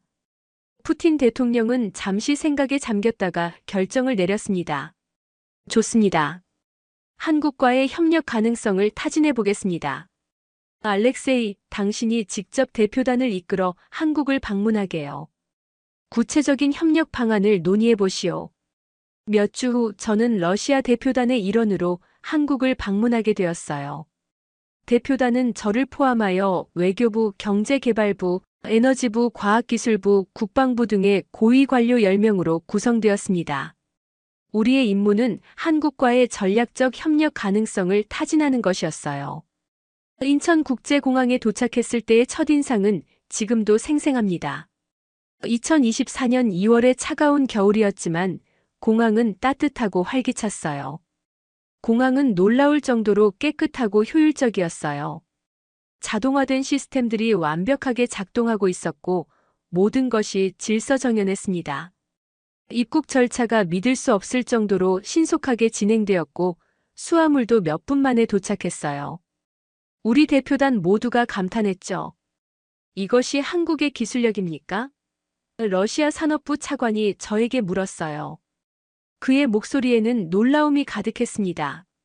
네, 하지만 이건 시작에 불과합니다. 제가 답했죠. 사실 저도 이전에 한국을 방문한 적이 있었지만 이번만큼 깊은 인상을 받은 적은 없었습니다. 인천공항에서 우리를 맞이한 한국 외교부 관계자 박정호 씨는 완벽한 러시아어로 우리를 환영했습니다. 러시아 대표단 여러분, 한국에 오신 것을 환영합니다. 여러분의 방문이 양국의 새로운 미래를 여는 계기가 되길 바랍니다. 우리는 공항에서 마그레브 트레인을 타고 서울로 이동했습니다. 시속 300km로 달리는 이 열차는 러시아의 기차와는 차원이 다른 느낌이었어요. 깨끗하고 편안한 객실, 정확한 시간 준수, 친절한 서비스 등 모든 것이 완벽했습니다. 서울로 이동하는 고속도로에서 바라본 도시의 모습은 더욱 충격적이었어요. 초고층 빌딩들이 하늘을 찌르고 첨단 인프라가 도시 전체를 감싸고 있었습니다. 러시아 대표단의 일원인 에너지부 관계자 알렉산더가 감탄했어요. 이건 마치 미래 도시 같군요. 모스크바보다 더 현대적이고 세련되어 보입니다. 한국 외교부에서의 첫 미팅은 매우 인상적이었습니다. 외교부 건물은 현대적이면서도 한국의 전통미를 잘 살린 건축물이었어요. 회의실은 첨단 장비로 가득했고 모든 것이 완벽하게 준비되어 있었습니다. 한국 측 대표단은 우리를 따뜻하게 맞이했고 러시아와의 협력 가능성에 대해 개방적인 태도를 보였어요. 한국 외교부 차관 김민수 씨는 특히 인상적이었습니다. 40대 중반의 김민수 차관은 하버드 대학에서 국제관계학을 공부하고 러시아어도 유창하게 구사하는 인물이었어요. 러시아와 한국은 상호 보완적인 경제 구조를 가지고 있습니다. 러시아의 풍부한 천연자원과 한국의 첨단 기술이 만나면 엄청난 시너지를 낼 수 있을 것입니다. 김민수 차관의 말이었어요. 그의 시각은 매우 전략적이고 장기적이었습니다. 특히 북극 항로 개발과 천연가스 협력은 양국의 큰 이익이 될 것입니다.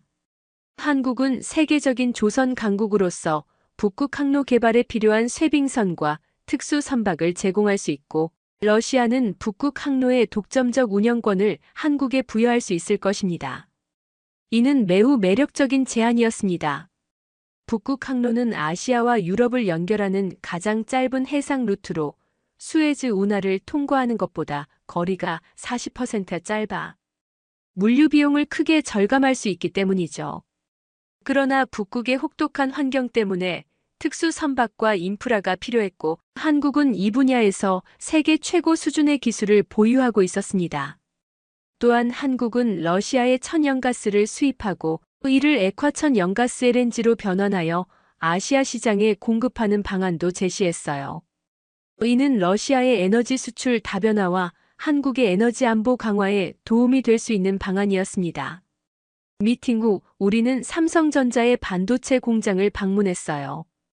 경기도 화성에 위치한 삼성전자의 반도체 공장은 세계 최대 규모의 반도체 생산 시설 중 하나였습니다. 그곳에서 목격한 기술력은 상상을 초월했어요. 러시아의 반도체 기술과는 비교할 수 없는 수준이었죠. 공장은 완전 자동화되어 있었고, 청정실의 먼지 입자는 인간의 머리카락, 굵기의 수천분의 1로 관리되고 있었어요. 로봇들이 웨이퍼를 운반하고 첨단 장비들이 나노미터 단위의 정밀 작업을 수행하고 있었습니다. 이것이 바로 세계 최고의 반도체 기술입니다. 삼성전자의 이 부사장이 자랑스럽게 설명했습니다. 우리는 3나노 공정까지 상용화에 성공했습니다. 이는 세계에서 가장 앞선 기술이죠. 반도체는 현대 산업의 쌀이라고 불리며 인공지능, 자율주행차, 사물인터넷 등 미래 기술의 핵심 부품입니다. 러시아 과학기술부 차관 블라디미르의 얼굴이 굳어졌어요. 나중에 그가 저에게 속삭인 말이 아직도 귓가에 맴돕니다. 알렉세이, 우리가 한국과 협력하지 않으면 기술 격차는 더욱 벌어질 것입니다. 우리에게는 선택의 여지가 없어요. 다음 날 우리는 현대중공업의 울산 조선소를 방문했습니다. 세계 최대 규모의 조선소를 직접 눈으로 확인하는 순간 우리 모두 할 말을 잃었어요. 울산 조선소는 그 규모만으로도 압도적이었습니다. 총 면적이 약 7km로 축구장 1000개를 넘는 크기였죠. 거대한 선박들이 동시에 건조되고 있었고, 첨단 용접 로봇들이 정확하게 작업을 수행하고 있었습니다. 특히 인상적이었던 것은 LNG 운반선의 건조 과정이었어요. 영하 162도의 극저온 상태에서 천연가스를 운반할 수 있는 이 특수 선박은 최첨단 기술의 집약체였습니다. 한국은 세계 조선 시장의 약 40%를 차지하고 있습니다. 현대중공업의 박 이사가 자신감 있게 말했어요. 우리는 LNG선, 컨테이너선, 초대형 원유운반선 등 모든 종류의 선박을 건조할 수 있는 기술을 보유하고 있습니다. 특히 북극해를 항해할 수 있는 쇠빙선 분야에서도 세계적인 기술력을 갖추고 있죠. 러시아 조선업 전문가 드미트리가 저에게 다가왔습니다. 알렉세이, 솔직히 말해서 우리 러시아의 조선 기술은 한국과 비교할 수 없는 수준입니다. 저희들이 단 50년 만에 이런 수준에 도달했다는 것이 믿기지 않아요. 그의 목소리에는 존경심이 묻어났습니다. 이어서 우리는 한국의 첨단 스마트 시티 기술을 경험했습니다. 경기도 판교의 제이테크노밸리는 스마트 시티 기술이 집약된 곳이었어요. 인공지능, 사물인터넷, 빅데이터 등의 기술이 도시 전체에 적용되어 교통, 에너지, 안전, 환경 등 다양한 분야에서 최적화된 서비스를 제공하고 있었습니다. 여기서는 모든 것이 연결되어 있습니다. 한국과학기술정보통신부의 최 국장이 설명했어요. 신호등은 실시간 교통 상황에 맞춰 자동으로 조절되고, 쓰레기통은 가득 차면 자동으로 수거 요청을 보냅니다. 건물의 에너지 사용량은 인공지능이 최적화하여 관리하고, CCTV는 범죄를 사전에 예방합니다. 러시아 디지털발전부 관계자 안나는 놀라움을 감추지 못했어요. 이것은 정말 놀라운 기술입니다. 이런 스마트 시티 시스템이 모스크바나 상트페테르부르크에 적용된다면 도시 문제의 많은 부분이 해결될 것 같네요. 한국 방문 일정 중 가장 인상적이었던 것은 한국의 방위산업시설 방문이었어요. 경기도 성남에 위치한 국방과학연구소 ADD와 방위산업체인 한화시스템을 방문했습니다. 한국의 방위산업 기술은 우리의 예상을 훨씬 뛰어넘는 수준이었어요. K2 흑표 전차와 K9 자주포를 직접 볼 수 있었는데 러시아 군사 전문가들도 그 성능에 감탄했습니다. K2 전차는 최첨단 화력 통제 시스템, 능동 방어 시스템, 고성능 엔진 등을 갖추고 있었고 K9 자주포는 자동장전 시스템과 뛰어난 기동성, 정확도로 유명했어요. 이 K9 자주포는 정말 놀라운 무기체계입니다. 러시아 국방부 관계자 세르게이가 말했어요. 자동장전 시스템과 정확도가 세계 최고 수준이라고 봐도 과언이 아닙니다. 유럽의 한 군사 전문가가 우리 무기는 쓰지 마라. K9만 달라고 했다는 말이 이제야 이해가 됩니다. 한화시스템의 김 본부장은 한국의 방위산업 발전 사례를 소개했습니다. 한국은 1970년대까지만 해도 대부분의 무기를 수입에 의존했습니다. 하지만 지난 40년간 꾸준한 투자와 기술 개발로 이제는 세계적인 방위산업 강국이 되었죠. 현재 우리는 전차, 자주포, 장갑차 등 지상 무기체계부터 잠수함, 구축함 등 해상 무기체계, 그리고 최근에는 전투기까지 직접 개발하고 생산하고 있습니다. 또한 우리는 한국의 교육 시스템도 경험할 수 있었습니다. 서울대학교와 카이스트 한국과학기술원을 방문하여 한국의 최고 교육기관을 둘러봤어요. 두 기관 모두 세계적 수준의 연구시설과 우수한 학생들, 그리고 산학협력 시스템이 인상적이었습니다. 한국 교육의 핵심은 창의성과 융합입니다. 카이스트의 박 총장이 설명했어요. 우리는 단순한 지식 습득을 넘어 창의적 문제 해결 능력과 융합적 사고를 가르치고 있습니다. 인공지능, 바이오, 에너지 등 미래 산업 분야에서 혁신을 이끌 인재를 양성하는 것이 우리의 목표입니다. 러시아 교육부 차관 타티아나는 깊은 인상을 받은 듯 했어요. 한국의 교육 투자와 산학협력 모델은 러시아가 배워야 할 점이 많습니다. 특히 카이스트의 창업 지원 시스템은 정말 인상적이네요. 저녁에는 한국 전통 음식점에서 만찬이 열렸어요. 한국의 전통 음식 한정식은 그 다양성과 맛으로 우리 모두를 놀라게 했습니다. 수십 가지의 반찬과 함께 제공된 한정식은 단순한 식사가 아닌 문화적 경험이었어요. 러시아 대표단의 일원인 문화부 관계자 나타샤는 김치의 맛에 감탄했어요. 이렇게 건강에 좋으면서도 맛있는 음식은 처음입니다. 특히 김치는 발효식품으로 장내 건강에 매우 좋다고 들었어요. 러시아에도 이런 음식 문화가 퍼져야 할 것 같습니다. 식사 중에 한국 외교부 김민수 차관이 의미심장한 질문을 던졌습니다. 알렉세이 교수님, 러시아가 왜 지금 한국에 주목하게 되었는지 솔직하게 말씀해 주시겠어요? 저는 잠시 생각한 후 진실된 마음으로 대답했습니다. 사실 우리는 처음에 중국과 일본에 접근했지만 거절당했어요. 그런데 조사를 하면 할수록 한국이야말로 러시아의 가장 이상적인 파트너라는 것을 깨달았습니다. 한국은 우크라이나 전쟁 당시 살상무기 지원을 하지 않았고 과거 러시아가 어려웠을 때 경제적 지원을 아끼지 않았어요. 무엇보다 러시아의 천연자원과 한국의 첨단 기술이 만나면 양국 모두에게 윈윈이 될 수 있다고 확신합니다.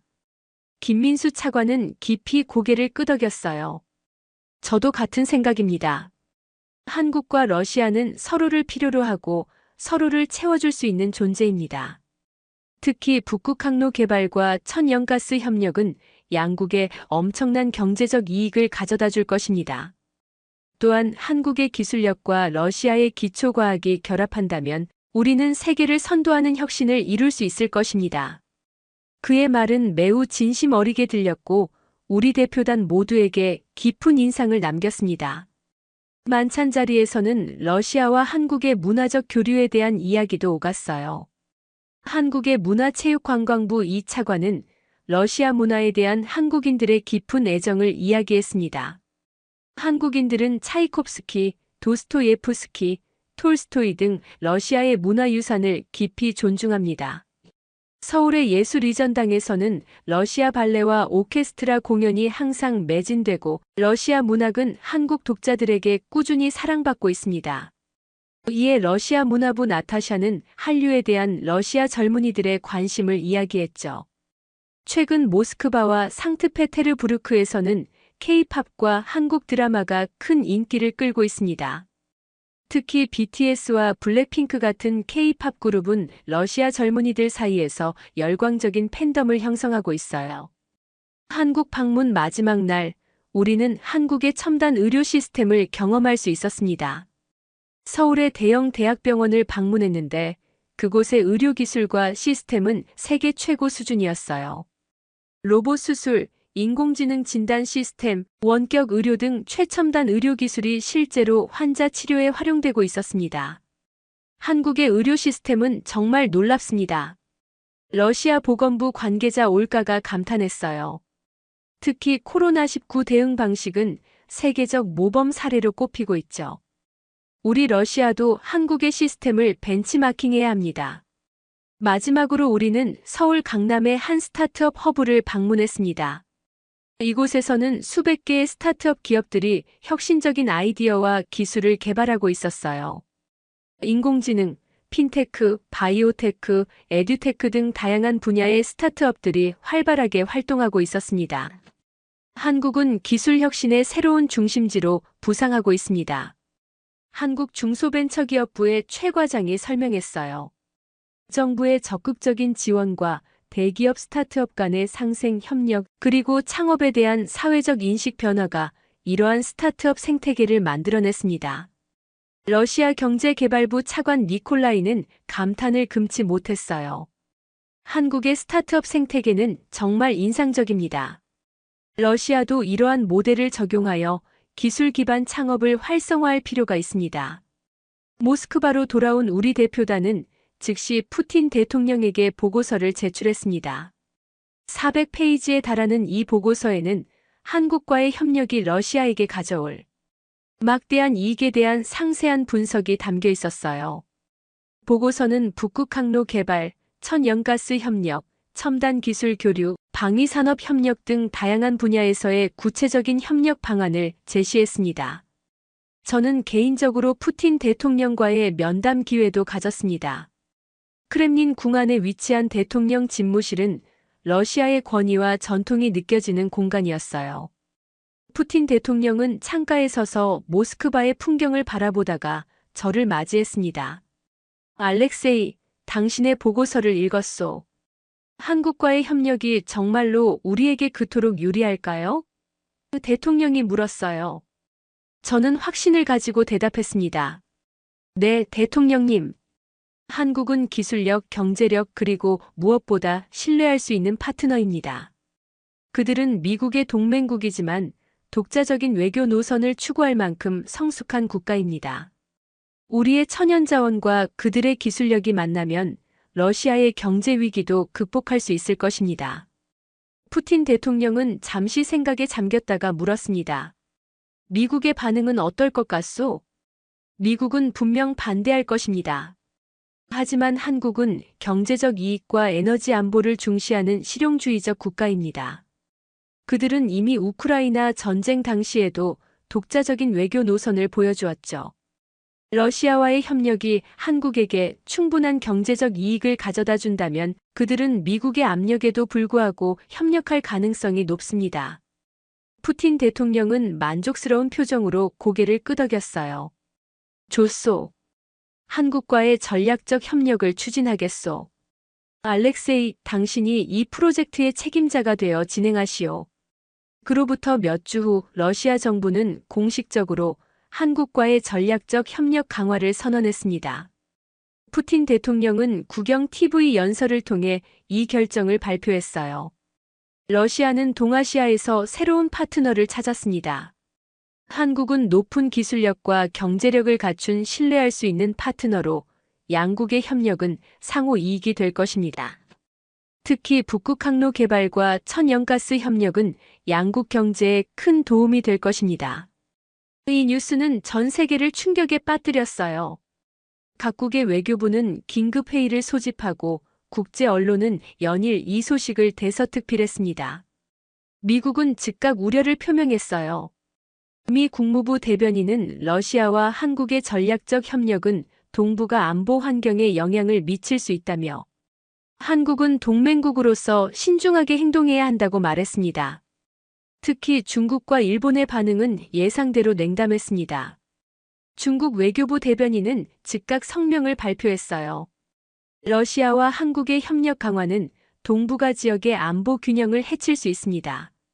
중국은 이를 예의주시하고 있습니다.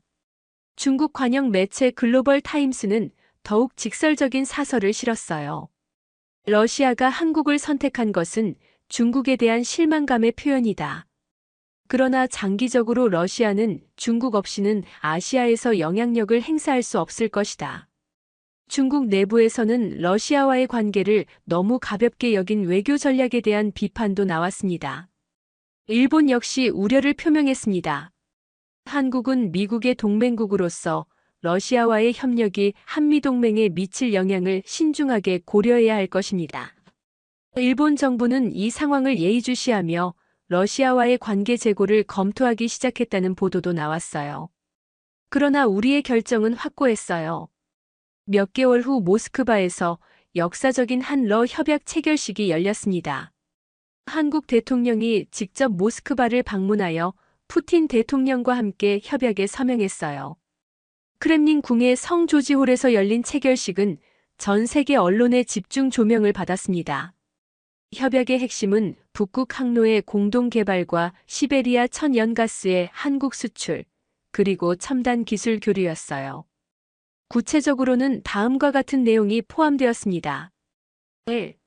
북극 항로 개발 러시아는 북극 항로의 운영권을 한국에 부분적으로 부여하고 한국은 쇠빙선과 특수 선박 건조 기술을 제공한다.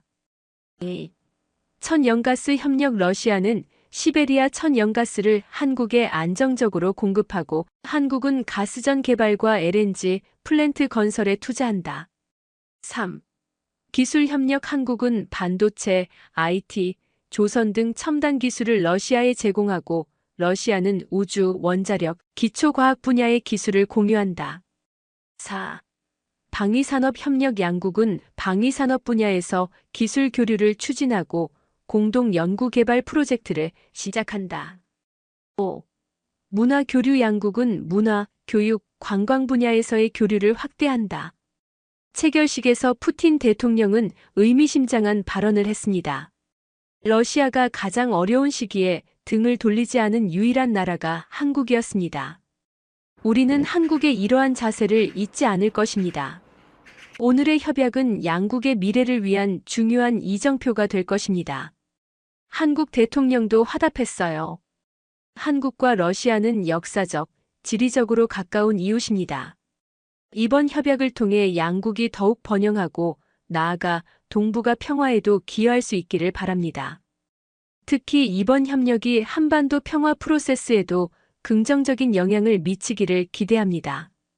체결식이 끝난 후 한국과 러시아 정부는 즉시 실무 작업에 착수했습니다.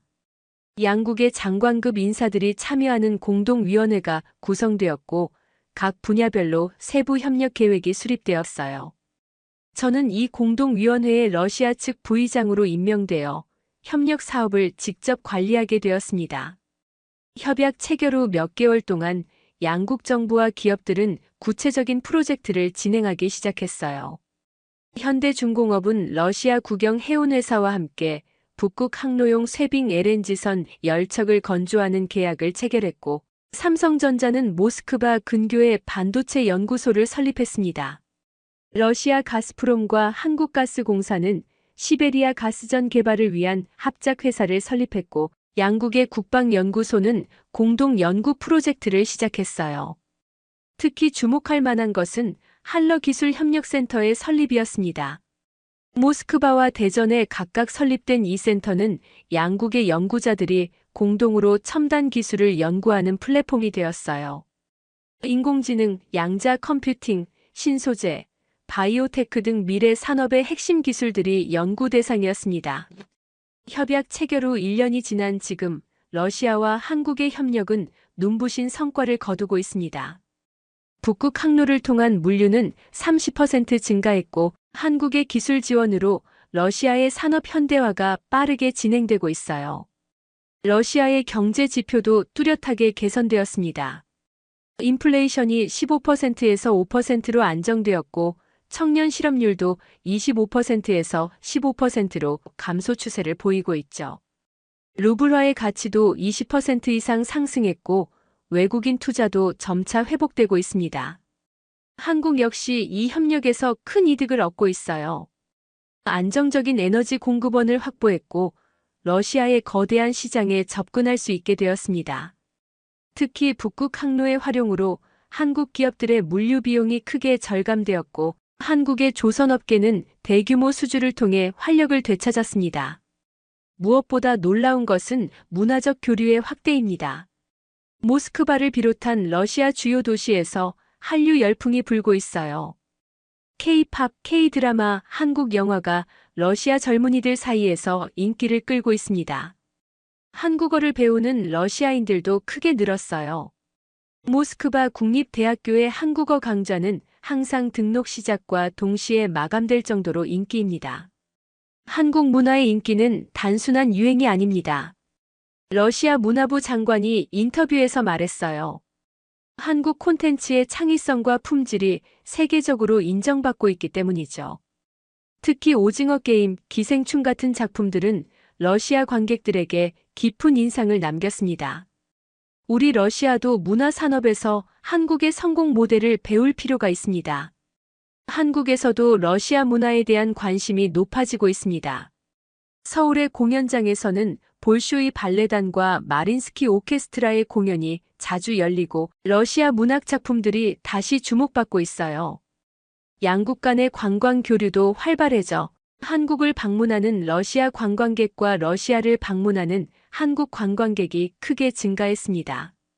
한러 협력의 또 다른 긍정적 효과는 북한 문제 해결에 도움이 되고 있다는 점입니다. 러시아의 중재로 남북한 간의 대화가 6년 만에 재개되었어요.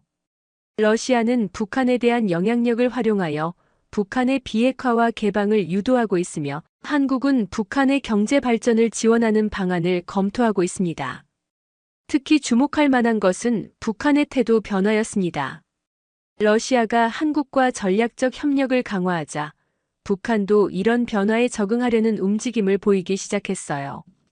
평양에서는 러시아와 한국, 북한이 참여하는 3자 회담이 비공개로 진행되었고 이는 한반도 평화 프로세스의 새로운 전기가 될 것으로 기대되었습니다. 러시아는 북한의 실용주의적 접근을 권고했어요. 한국과의 경제 협력은 북한 경제 발전에도 큰 도움이 될 것이라는 메시지를 전달했습니다. 푸틴 대통령이 직접 김정은 위원장에게 이런 내용의 친서를 보냈다는 소식도 들렸어요. 러시아의 중재 역할이 성공한다면 한반도의 긴장 완화와 평화 정착에 큰 기여를 할 것이 분명했습니다. 이런 변화는 미국에게도 새로운 도전이 되었어요. 미국은 처음에 한러 협력에 강하게 반대했지만 점차 현실을 받아들이는 모습을 보이기 시작했습니다. 미 국무부 대변인은 한국은 주권국가로서 자국의 이익에 따라 외교 정책을 결정할 권리가 있다며 기존 입장에서 한 발 물러섰어요. 이는 국제 질서가 새롭게 재편되고 있음을 보여주는 중요한 신호였습니다. 한러 협력이 가져온 또 다른 중요한 변화는 러시아 내 한국인 커뮤니티의 성장이었어요. 모스크바, 상트페테르부르크, 블라디보스토크 등 러시아 주요 도시에는 한국인 거주자와 기업인들이 급증했습니다. 이들은 양국 간 비즈니스와 문화 교류의 가교 역할을 하고 있었어요. 특히 젊은 한국인들이 러시아에 관심을 갖고 유학이나 취업을 선택하는 사례가 늘어났습니다. 한국 기업들의 러시아 진출도 활발해졌어요. 삼성전자는 모스크바 근교에 대규모 R&D 센터를 설립했고 현대자동차는 상트페테르부르크 공장의 생산 능력을 2배로 확대했습니다. LG전자, SK그룹, 롯데그룹 등도 러시아 시장에 대한 투자를 크게 늘렸어요. 이런 기업들의 진출은 러시아 경제에 활력을 불어넣고 있었습니다. 러시아 기업들도 한국 시장에 적극 진출하기 시작했어요. 로스네프트, 가스프롬 같은 에너지 기업들이 한국에 지사를 설립했고, 러시아의 IT 기업들도 한국 기업들과 협력을 확대하고 있었습니다. 특히 러시아의 사이버 보안과 인공지능 기술은 한국 기업들의 관심을 끌었어요. 교육 분야에서의 협력도 눈에 띄게 증가했습니다. 모스크바 국립대학교와 서울대학교는 공동 학위 프로그램을 시작했고, 양국 간 학생 교환 프로그램도 크게 확대되었어요. 러시아의 기초과학과 한국의 응용기술이 만나는 연구 프로젝트들도 다수 시작되었습니다. 이는 양국의 미래를 이끌어갈 인재 양성에 큰 도움이 될 것이었어요. 의료 분야에서도 중요한 협력이 이루어졌습니다. 한국의 첨단 의료 기술과 러시아의 기초 의학 연구가 결합하여 새로운 치료법과 약물을 개발하는 프로젝트가 시작되었어요. 특히 코로나19 팬데믹 이후 감염병 대응과 백신 개발 분야에서의 협력이 강화되었습니다. 양국이 공동으로 설립한 한러의학연구센터는 국제적인 주목을 받았어요. 환경과 기후변화 대응 분야에서도 협력이 진행되었습니다. 시베리아의 영구동 토층 연구와 한국의 친환경 기술이 결합하여 기후변화 문제에 공동으로 대응하는 프로젝트가 시작되었어요. 특히 수소에너지, 탄소 포집 기술 등 친환경 에너지 분야에서의 협력은 양국 모두에게 새로운 성장 동력이 될 것으로 기대되었습니다. 우주 탐사 분야에서도 중요한 협력이 이루어졌어요. 러시아의 우주 기술과 한국의 위성 기술이 결합하여 새로운 우주 탐사 프로젝트가 시작되었습니다. 특히 한국 우주인이 러시아 우주선을 타고 국제우주정거장에 다시 방문하는 프로젝트가 합의되었어요. 이는 양국의 과학기술 협력을 상징하는 중요한 이정표가 될 것이었습니다. 이처럼 한러 협력은 단순한 경제적 협력을 넘어 다양한 분야에서 상호 보완적인 관계로 발전하고 있었어요. 이는 양국 모두에게 새로운 기회와 가능성을 제공했습니다. 무엇보다 중요한 것은 이 협력이 양국 국민들의 실질적인 삶의 질 향상으로 이어지고 있다는 점이었죠. 푸틴 대통령은 최근 기자회견에서 이렇게 말했어요. 한반도의 평화와 안정은 러시아의 이익에도 부합합니다. 우리는 남북한 모두와 좋은 관계를 유지하면서 한반도 평화 프로세스를 지원할 것입니다. 특히 한국과의 전략적 협력은 이 과정에서 중요한 역할을 할 것입니다. 푸틴 대통령은 최근 기자회견에서 이렇게 말했어요. 한반도의 평화와 안정은 러시아의 이익에도 부합합니다. 우리는 남북한 모두와 좋은 관계를 유지하면서 한반도 평화 프로세스를 지원할 것입니다. 특히 한국과의 전략적 협력은 이 과정에서 중요한 역할을 할 것입니다. 이는 궁극적으로 한반도 평화 정착에 기여할 것으로 기대됩니다. 한국 정부는 러시아와의 협력을 통해 신북방 정책을 적극 추진하고 있으며 이를 통해 북한의 개방과 남북관계 개선을 모색하고 있어요. 제가 최근 국제정치학 콘퍼런스에서 발표한 내용을 공유하고 싶습니다. 한러 협력의 성공은 국제관계에서 매우 중요한 교훈을 주고 있습니다. 진정한 외교는 신뢰와 인내, 그리고 미래를 보는 전략적 시각에서 나옵니다. 러시아와 한국은 서로의 필요를 정확히 이해하고 상호 이익이 되는 협력 모델을 구축했습니다. 이는 21세기 국제 협력의 모범 사례가 될 것입니다. 최근에는 유럽 국가들도 한러 협력 모델에 관심을 보이기 시작했어요. 독일, 프랑스, 이탈리아 등 유럽 주요국들은 러시아와의 관계 개선 가능성을 조심스럽게 탐색하고 있습니다. 한러 협력의 경제적 성과가 입증되면서 서방의 대러 제재에 대한 재고 목소리도 커지고 있어요. 한국이 보여준 실용주의적 외교는 우리에게 중요한 교훈을 줍니다. 독일의 한 경제 전문가가 인터뷰에서 말했습니다. 이념적 대립보다 경제적 상호 의존이 더 중요한 시대가 왔다는 것을 한국이 먼저 깨달은 것 같습니다. 지금 생각해보면 그날 기자의 질문이 아니었다면 이 모든 일이 일어나지 않았을지도 모릅니다. 때로는 작은 계기가 역사의 흐름을 바꾸기도 하는 것 같아요. 저는 국제 정치학자로서 한국에 대한 편견을 완전히 버렸습니다. 오히려 한국의 발전 모델은 러시아가 배워야 할 귀중한 교훈을 제공하고 있어요. 특히 한국이 불과 50년 만에 전쟁의 폐허에서 세계 10위권의 경제 강국으로 성장한 것은 기적과도 같은 일입니다. 이른바 한강의 기적은 이제 러시아 경제학자들의 중요한 연구 주제가 되었어요. 한국인들의 근면성, 교육열, 그리고 끊임없는 혁신 정신은 우리 러시아가 반드시 배워야 할 가치입니다. 한국의 반도체, 조선, 자동차, 전자산업 등은 세계 최고 수준에 도달했을 뿐만 아니라 4차 산업혁명 시대를 주도하고 있습니다. 특히 삼성전자, 현대자동차, SK하이닉스 등 한국의 글로벌 기업들은 세계 시장에서 막강한 경쟁력을 갖추고 있어요. 더욱 놀라운 것은 한국의 소프트 파워입니다. 한국 드라마, 영화, K-팝 등은 전 세계 젊은이들의 마음을 사로잡고 있어요. 이러한 문화적 영향력은 정치적, 경제적 영향력으로 이어지고 있습니다. 저는 이것이 스마트 파워의 좋은 예라고 생각합니다. 최근 푸틴 대통령이 저에게 한 말이 기억납니다. 알렉세이, 당신의 판단이 옳았소. 한국은 우리에게 단순한 경제 파트너 이상의 의미를 갖게 되었습니다. 그들의 발전 경험은 우리에게 중요한 영감의 원천이 되고 있어. 이제 우리 러시아는 한국과의 협력을 더욱 강화하기 위해 다양한 방안을 모색하고 있습니다. 최근에는 양국 간 자유무역협정 FTA 체결을 위한 예비 협상이 시작되었고 비자 면제 협정도 검토 중이에요.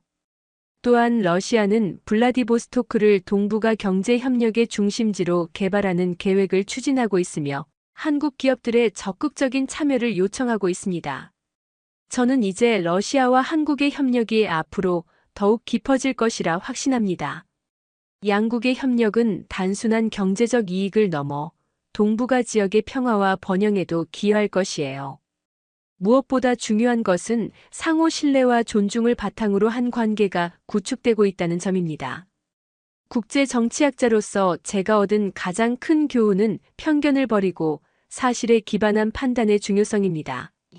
처음에 저는 한국을 단지 미국의 영향력 아래 있는 작은 나라로만 보았어요. 하지만 실제로 한국은 독자적인 외교 노선과 세계적 수준의 기술력, 그리고 무엇보다 신뢰할 수 있는 파트너였습니다. 러시아가 가장 어려운 시기에 한국이 보여준 신뢰와 협력의 자세는 진정한 우방이 무엇인지를 보여주었어요. 중국과 일본이 우리를 외면했을 때 한국은 손을 내밀었습니다. 이것이 바로 진정한 외교의 모습이 아닐까요? 미래는 아직 불확실하지만 한러 협력이 양국에 가져올 긍정적인 변화는 이미 확실합니다. 경제적 이익뿐만 아니라 문화적 교류와 인적 교류를 통해 양국 국민들 사이의 이해와 우정도 깊어지고 있어요. 이는 장기적으로 양국 관계에 탄탄한 기반이 될 것입니다. 여러분은 러시아가 전통적 우방인 중국과 복잡한 관계의 일본을 제치고 한국과 협력하기로 한 이번 결정에 대해 어떻게 생각하시나요? 이것이 단순한 경제적 선택인지 아니면 더 깊은 지정학적 의미가 있는지 궁금합니다. 또한 이번 협력이 동북아 정세와 한반도 평화에 어떤 영향을 미칠지에 대한 여러분의 생각도 듣고 싶습니다. 여러분의 의견을 댓글로 남겨주세요. 또한 이 영상이 흥미로우셨다면 구독과 좋아요, 그리고 주변 분들에게 공유해 주시기 바랍니다. 다음 편에서는 한러 협력이 어떻게 발전해 나갈지, 그리고 이것이 국제 정세에 어떤 영향을 미칠지에 대해 더 자세히 다루겠습니다. 여러분의 많은 관심 부탁드립니다. 감사합니다.